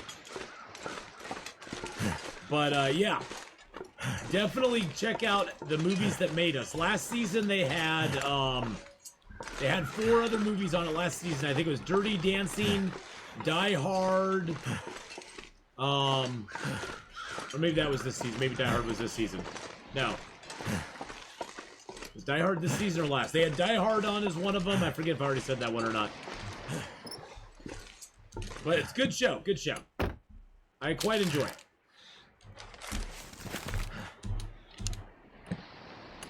Nope, no Doctor Who rant today. No rant on Doctor Who today. It's Old Man River approved. Yes, that show is definitely... Old Man River loves the old movies from the 80s. Those movies from the 80s are great. The Forrest Gumps. That's the 90s movies. The Forrest Gumps. The Pretty Womans. I like the Dirty Dancing. The Dirty Dancing is really good. The Dirty Dancing is really good. No, I did not want the glove box. Damn it. I just forgot it. The Dirty Dancing. I like the Dirty Dancing.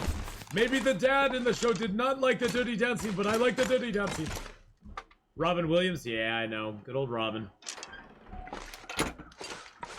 Did I not check the glove box? Seriously? I guess I should. Woo! Hey, but at least we know now, right? Oh, one place we can possibly get matches in this zone, too. We gotta be careful, though. There could be a wolf over here. The run's going pretty good, Pookie. It's going good. We're heading towards Desolation Point because why not? This cave down here has a high probability of matches. High probability of matches. Alright.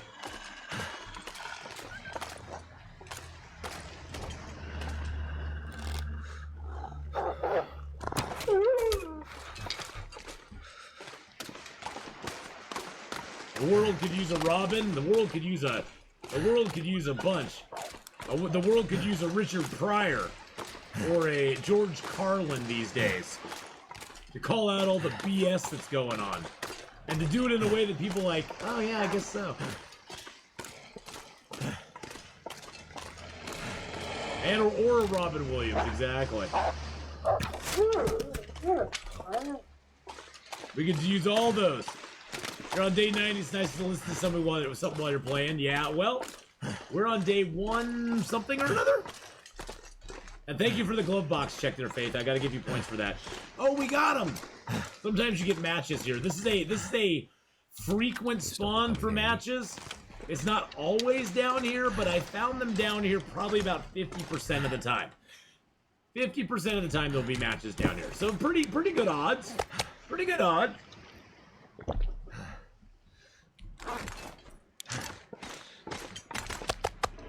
Yeah, look at all those viewers I lost while I was ranting about politics. See, that's why I don't do politics on this channel. That's why we don't do it. That's why we don't do it. Everybody's bailed. Everybody's like, get out. I'm out of here. I'm out of here. I'm gonna go elsewhere for that politic-y stuff. Actually, I'm warm back here, right? I'm not gonna use my bedroll. I keep forgetting. I have the bearskin bedroll. Every time you use the bearskin bedroll, it wears it down a little bit. And then you have to use a bear hide to get it fixed back up again. Just thinking about the mental aspect of this game. Yes. Yes. Let me just check stuff and things here. Oh my goodness, Stacy! Stacy plays! Oh my god. A woman so famous, she even has a soda in the game named after her.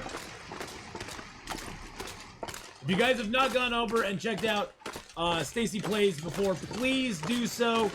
Those of you who are long-term, dark people know who Stacy Plays is. Thank you for the follows there, by the way. I really appreciate that very much. I'll catch up on those in a second after I wax poetically about Stacy. But those of you who are in the longer community know who Stacy Plays is. She's been playing this game for a long time. Even has a soda named after her in the game. Stacy's Great Soda, by the way. No power in the verse can stop me. Yes, you are live for a Stacy raid! And thank you for the host in the raid, Stacy. I really appreciate that so very much. Go give her a follow. Check her out sometime. Don't check her out. Go check out her channel. You know what I mean. Gotta be clear. There might be some, somebody who takes it the wrong way. Thank you for the follow there. Jackal from Discord.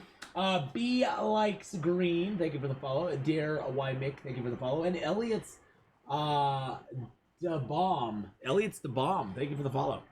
Had to puzzle that one out for a second. That one took a puzzle. That was a puzzle. That was a puzzle one. Hey Zess, how you doing? She's the reason you found this channel. Well, can stop me.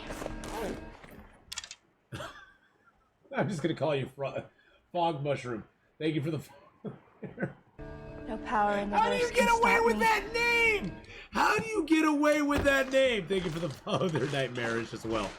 I appreciate that. How do you get away with that? How does Twitch not flag that? I don't get it. I don't get it. Thank you for the follows. I appreciate it. How do you get away with that? I mean, I have a follower whose name, no joke, I have a follower who's a longtime follower, been following the channel forever, whose name is Spooge Facington.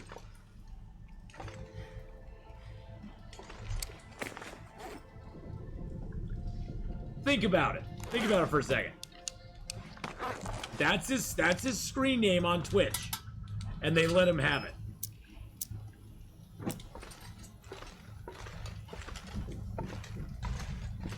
It is a vibe. The hat's totally about a vibe.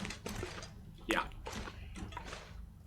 I always have to just call him Facington when he comes into channel because I can't bring myself to do it. Alrighty then. Alrighty then.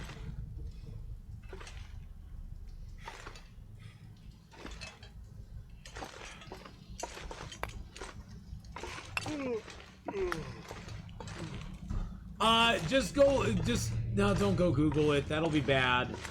I was gonna say go Google it, but that'll be bad. You'll get all sorts of porn stuff. You don't want that. You don't want that. You don't want that. I have a game mechanic question. Yes, I'm in Timberwolf in cabin with a blizzard going on. But a bearskin bed roll down in bed on bed and compared. Bed says 9 degrees. Bearskin says 20 degrees. 20 plus 20.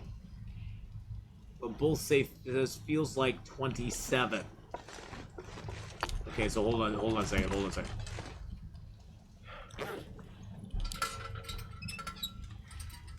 Well, the feels like temperature's not going to change. Your feels like temperature is what it actually is inside The feels like temperature is what it is inside the area that you are. The bed warmth will counteract that. So if I slept right now, I'd be technically sleeping at 38 degrees centigrade. Does that make sense?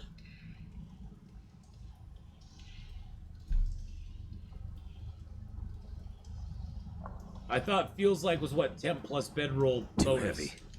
No, the feels like is your actual, that is your actual degrees that you have in the location that you're at, I believe. So I wouldn't get cold as the bearskin because you would add 20 to 27. So is it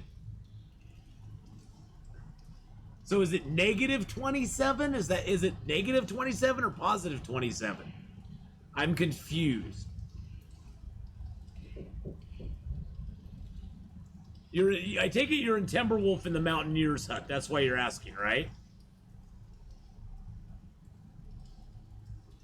I take it you're in the Mountaineer's hut, correct? That's why it's a concern. You have a positive 27 feels like. Well, I just sleep in the bed then. If it's positive 27, I just sleep in the bed. Because you aren't cold. You aren't cold just standing in there, right? You aren't cold just standing in the place? What is your warmth bonus? I guess is a good question to ask. What is your overall warmth bonus? Because that can make a huge difference too.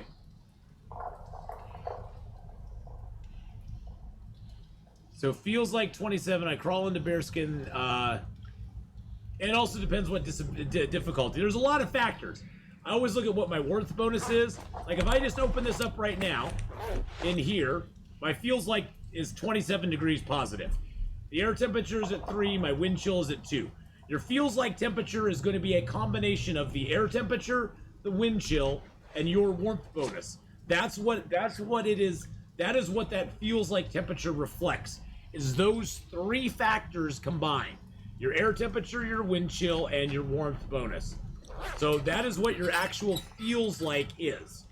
So, if that's your feels like, then the bearskin bedroll is going to add up to 12 degrees upon top of that, and the bed is going to add 5 degrees on top of your feels like.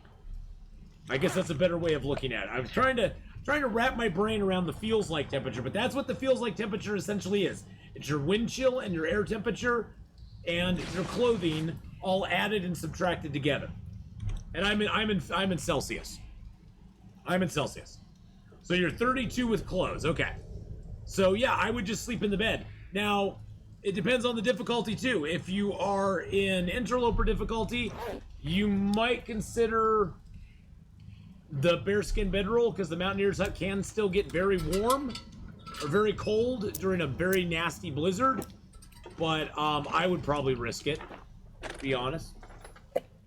You're on Stalker, I just sleep in the bed. I wouldn't honestly, if I was on Stalker, seems to me, I wouldn't even have a bearskin bedroll. I would have a regular bedroll and call it a day. Because once you get up to above 20, 25 degrees warmth bonus, you're never going to get cold inside of a cave. Ever. Or a house, or even the Mountaineer's hut. And a regular bedroll is a third of the weight. A third of the weight of a bearskin bedroll, and it's about half the temp. It's a little under half the temp that you get from a bearskin bedroll for a third of the weight. Just my personal opinion. The bearskin bedroll is fun to have, don't get me wrong. And it does have a chance of scaring off wildlife, which is good. Sometimes you'll see wolves just run away from you for no reason. It's probably your bearskin bedroll. They're like, I don't like it. I don't like it. And the cloth bedroll only needs cloth to repair. Yeah. Yep. It doesn't need a bearskin. But, you know, if you kill a lot of bears, then you don't have to worry about that anyways. I carry it for the off time, it'll scare a wolf. Exactly. Yeah. See, that's the thing. Yep. Exactly. There's a reason for everything. Can you still get the bearskin coat in Ash Canyon? I wonder what the original thinking was behind that or the lore. I have never got one, corn dog, so I don't know.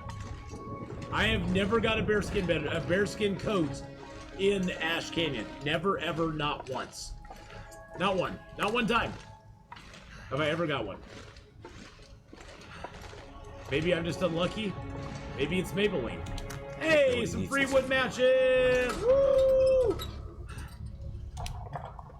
But I don't start a lot of stuff there. Oh, I got a feather out of that one. Yay. Lynette here doing work. Shh. Well, Mal, there's Lynette. Mal, Lynette. There you go. Hi, Linuendo. How you doing today? All right, so, Powering can stop me. So, thank you for following their love push. We're gonna just, we're gonna drop. Actually, let's just harvest that. Quote of the Linuendo sneak in during work. Everyone always takes the mod side because Abby is always right. It's true. Atheenon's got the yawns. It's true. Abby is always right. So.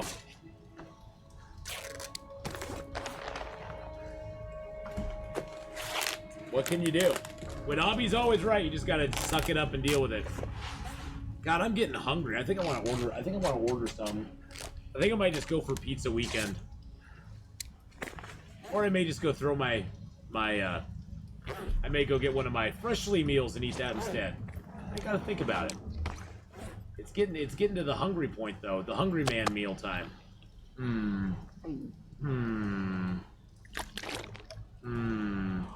Questions.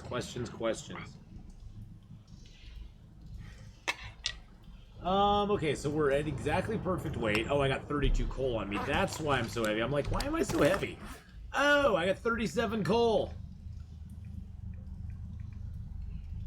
We'll drop 27 of them here. That'll be for the way back. Boom. And Abby is also awesome. Yes, Abby is very awesome. Abby is very awesome. But BK's awesome too, and Valor Lickin'. They're my mods. And hi, Valor. How are you today, man? I saw you chat earlier, and I was in the middle of a rant, so I'm sorry I didn't chat with you there for a second. But how are you doing today, buddy? I hope things are going good for you. I hope things are going well.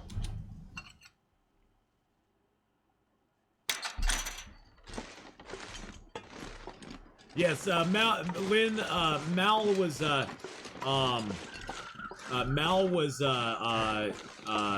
looking at the tube and was very curious about it. And I don't even think I showed Mal the back of the tube too. So you got the maple leaf in the front, but if you spin it around, see, for me I got a bear and some little sticks on the back. Bears and sticks, boys and girls, they go together well. Yes, there we go. Oh, there you go. So there you are. You got it right there. The whole kit and caboodle, materials and shipping and the whole 9 yards. Oh. Yes, Lynette is a witty knitter. She is a witty knitter, so. She's knitted socks. I got a pair. Oh, God, those socks. I tell you, Lynette, those socks you sent me for that 7 days that I had no power in the middle of winter when it was freezing bitter-ass cold, I wore those socks pretty much 24/7. Pretty much 24/7. And, oh, man, they were the best. They kept my feet toasty, roasty. I mean, I take them off at night. I didn't sleep in them. But, like, all day during the house when I was just sitting in bed all shivering and cold, I had those socks on. Actually, I did sleep with them a couple of times because they were so warm and toasty. So warm and toasty. Lynette's like, soul, or Mal's like, soul, give me a two.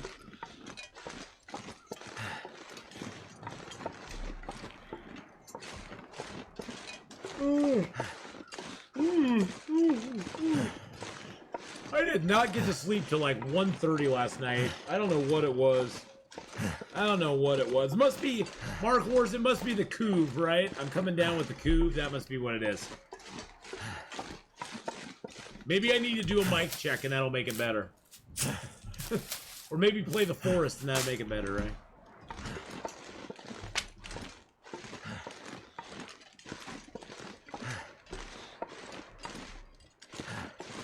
There we go.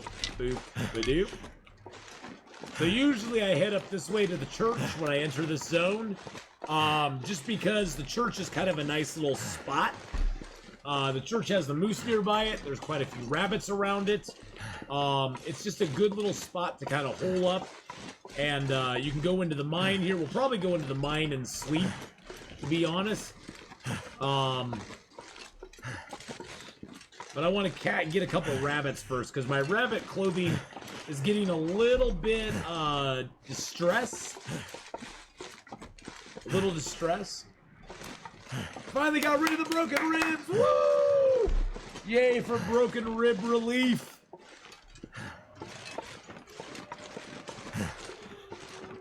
Yay for broken rib relief. That's awesome. Just the waiting. That's the thing, more guns, is just the waiting. Just the waiting to get rid of the broken ribs is more painful than actually having the broken ribs, to be honest. You have a maple or a birch up there? It doesn't look like it. Nope. Sometimes right up there between those trees you can get a maple or a birch to spawn. Sometimes there'll be maple or birch right here as well. Sometimes there'll be maple or birch along that path that we just came up. I've not seen them in any of those spots today. Which is okay, it's not always out here.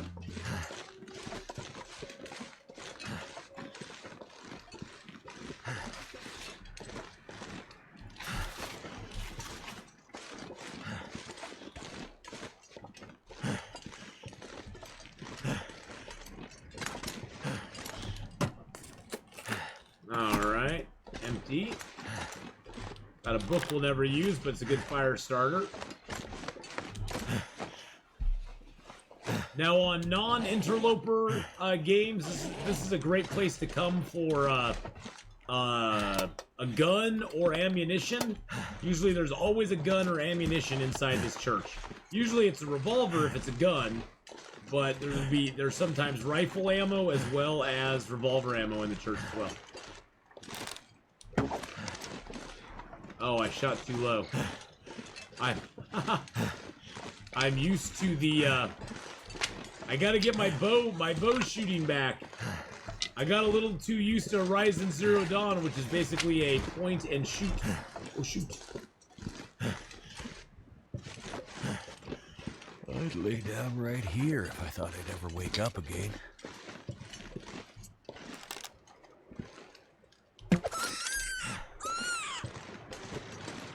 Maybe a knife on Stalker? Yeah, sometimes a knife on Stalker, too.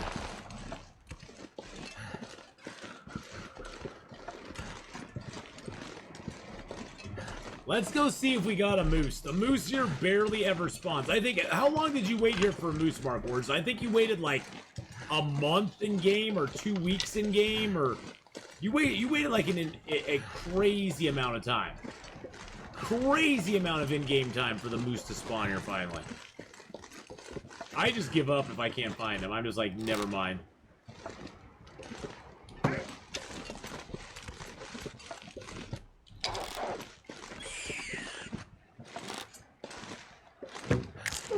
Mine. You took my rabbit, you little bugger.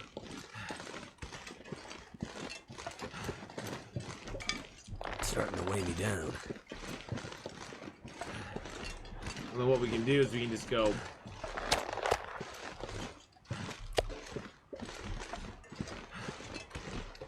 Oh, I'm tired, ain't I? Let's drink a coffee. I prefer starting in Desolation Point. I've ever seen the moose twice in DP. Yeah, on Stalker's not too bad. Interloper starting here is kind of a pain, just because there's no cattails in the zone.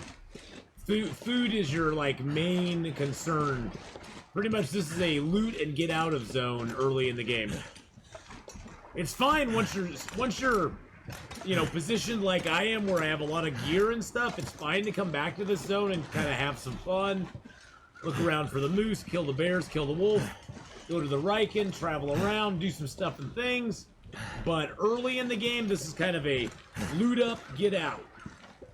Hope to get a bedroll. You got a 50% shot of getting a bedroll in this zone. Yeah, a loot and scoot. Exactly. You do a loot, boot, and scoot. The loot and scoot booty.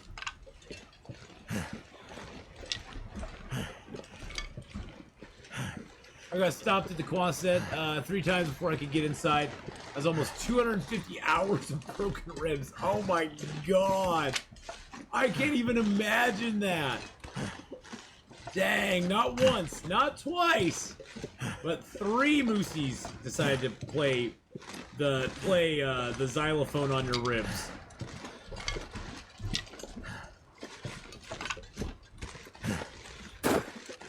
Sounds very painful.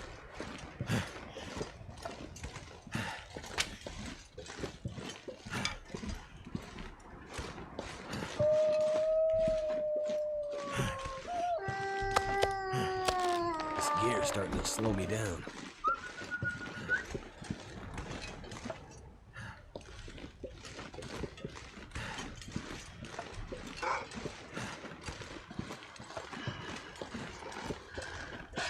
This may not work in our favor. He's probably gonna bounce.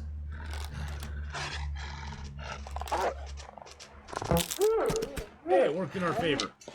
Look at that.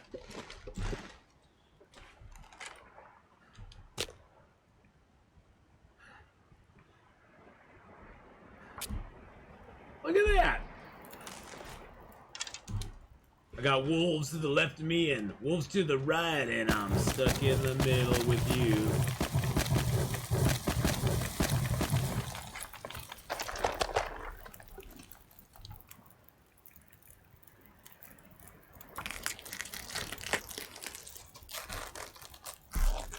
DEA beautiful. That's all I can say about it. That's the one thing Timberwolves definitely have over regular wolves. Timberwolves are a lot bigger. Now that's a pretty big wolf right there. The 4.7. That's like a small Timberwolf. Timberwolves start around that area and go up from there. So Timberwolves definitely have a poundage advantage over the regular wolf.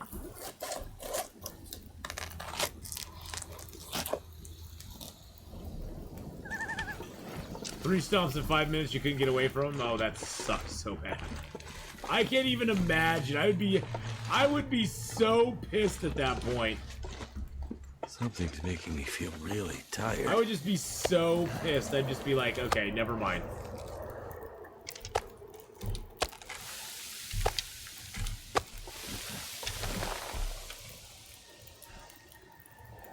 I think I saw a 5.5 kilo wolf once. Oh yeah, the wolves, the regular wolves can get pretty big, but they're like small compared to the Timberwolves. The Timberwolves are just real beefy. They're beefy boys.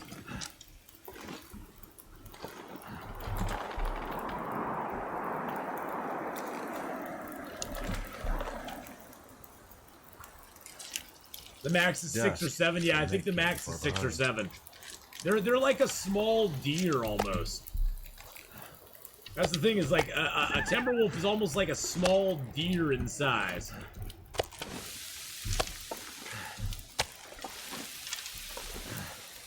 I've been using 3 fires to cook moose meat for a walk back to base. Nice. Nice. Use those fires, baby. Use them.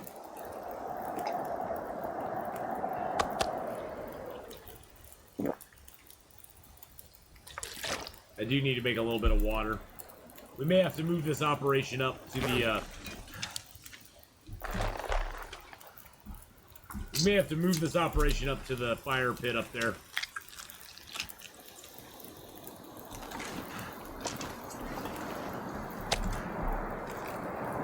So far, we've gotten lucky and the wind hasn't blown our stuff out yet.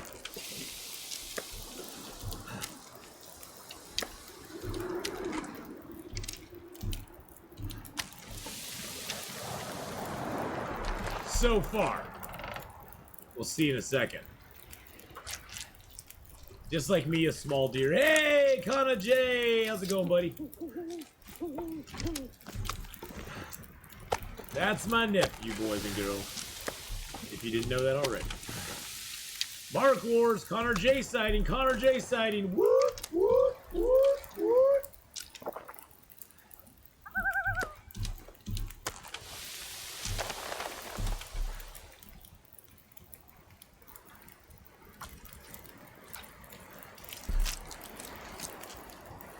I've seen a boar in the woods that probably weighed 600 pounds. Oh yeah. Oh, you already refollowed today? Oh, you aren't gonna do. Okay, you already refollowed today. You aren't gonna do it again. Longer. Okay. He's just milking it now. Yeah.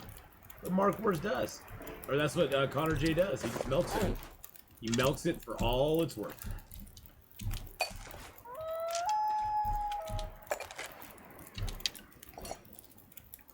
All right, we're gonna take our stuff and our things.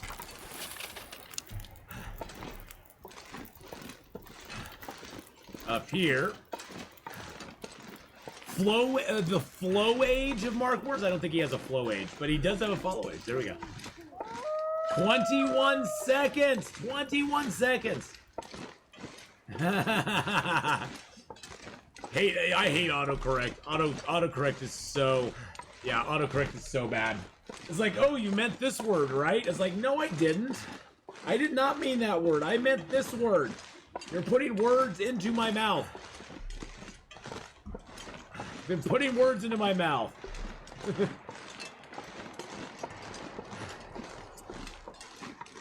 wonder what my follow age is. Oh, I'm not following myself.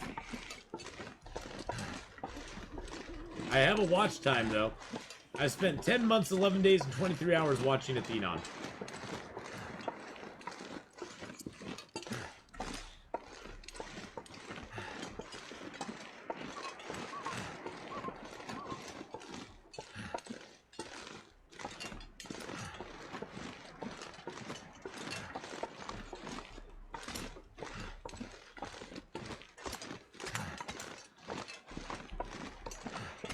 All right.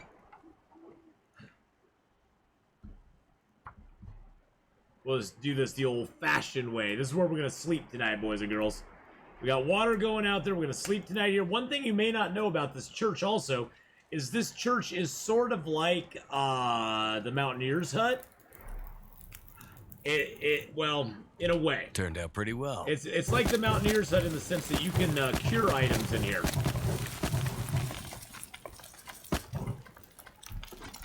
So if I put down these guts and hides,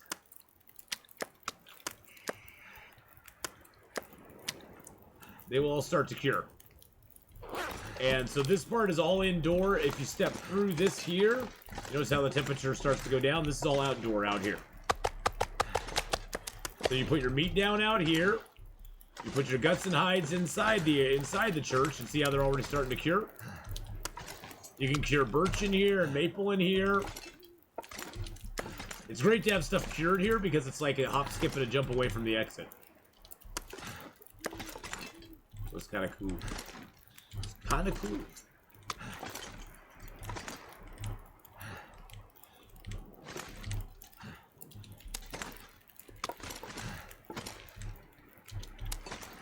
All right. Really? I need the rabbit hides. And thank you to all my subs, and thank you to all my followers, thank you for all the viewers. Appreciate y'all so very much.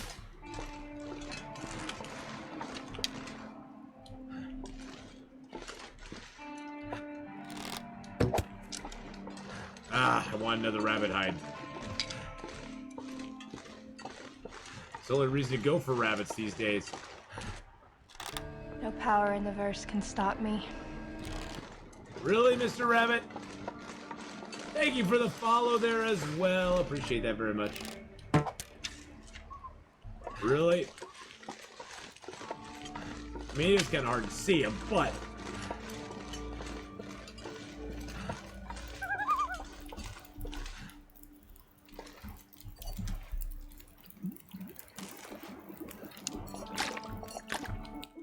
Alright, grab the water, grab our pots, grab another torch, snuff it out.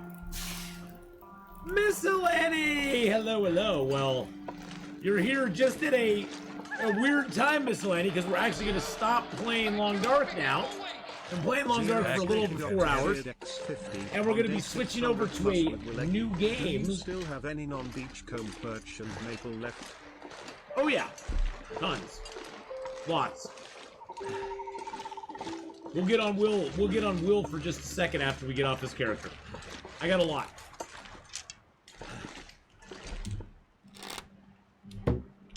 Oh man, I shot right behind him. But yes, we're going to be playing a little Arid. We started Arid last Saturday. Arid is free on Steam. And I guess it's a college project type game. So it's always going to be free. But for a free game, it's kind of cool. It's like desert survival, some crafting. It's kind of neat. I enjoyed it quite a bit, actually.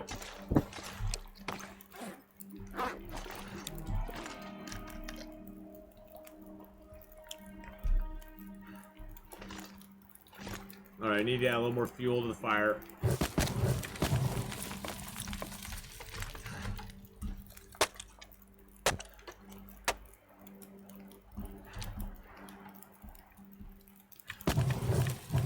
There we go. That's enough fire to last us all night, plus some into the day. Alright.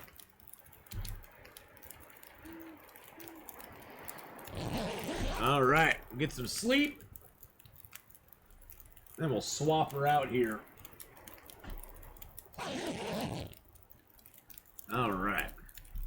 108 hours to 108 days. 108 days, boys and girls. 108 days. But yeah, my Will Eggy Mackenzie guy does still have quite a bit of birch and maple on him. The thing is that you don't use a whole lot of birch and maple late in the game. Birch and maple is definitely something you use a lot more of early in the game. And then late in the game, you don't really use as much. Just because there's not as much to hunt. The only time you're really using it is to defend yourself off from like a wolf or a bear or something like that. Or if you definitely need to go hunting. So here is Will Eggy Mackenzie. 764 days into the game. 764 days into the game.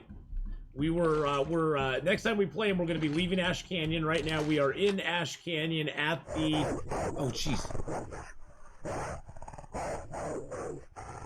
One final question. Sorry for all the questions, BTW. We're in Ash Canyon. There we go. Clothes that are around 25 degrees, and a bearskin bedroll. Can you sleep in any non-transitional cave without a fire and never be in danger of dying from cold? I don't want to say 100% yes, but yeah. I would never give anything 100%, but yeah, generally you can. I can't believe I have no water. Why do I have no water? That's really weird. I have no water. Anyway, so even this is our character, 764 days. We have 17 birch and 7 maple that we collected just from this zone. Just from this zone, we collected 17 birch and 7 maple. And we have 19 arrows on us right now. So, that pretty much tells you what you need to know, doesn't it? But yeah, if you have clothes at 25, even 23, I call 20 sort of the cutoff, Snake Doctor. 20 degrees temperature and above, you're going to be pretty safe in most caves, most nights. In only the most extreme blizzards will you die. Yeah, this is my long running dude. This is Will Eggy Mackenzie. I was just asked, do I have lots of birch and maple even on day 764? And I'm like, yeah, this is what I got just from Ash Canyon. These are the matches I just have just on me. I mean, I have like probably, I think 140 matches in the Carter Hydro Dam right now.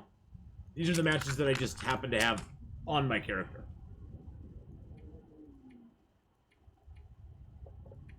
And he's got pretty good stuff. I think we're getting ready to leave the zone when we play the game next with him. So, but yes, that is my long character.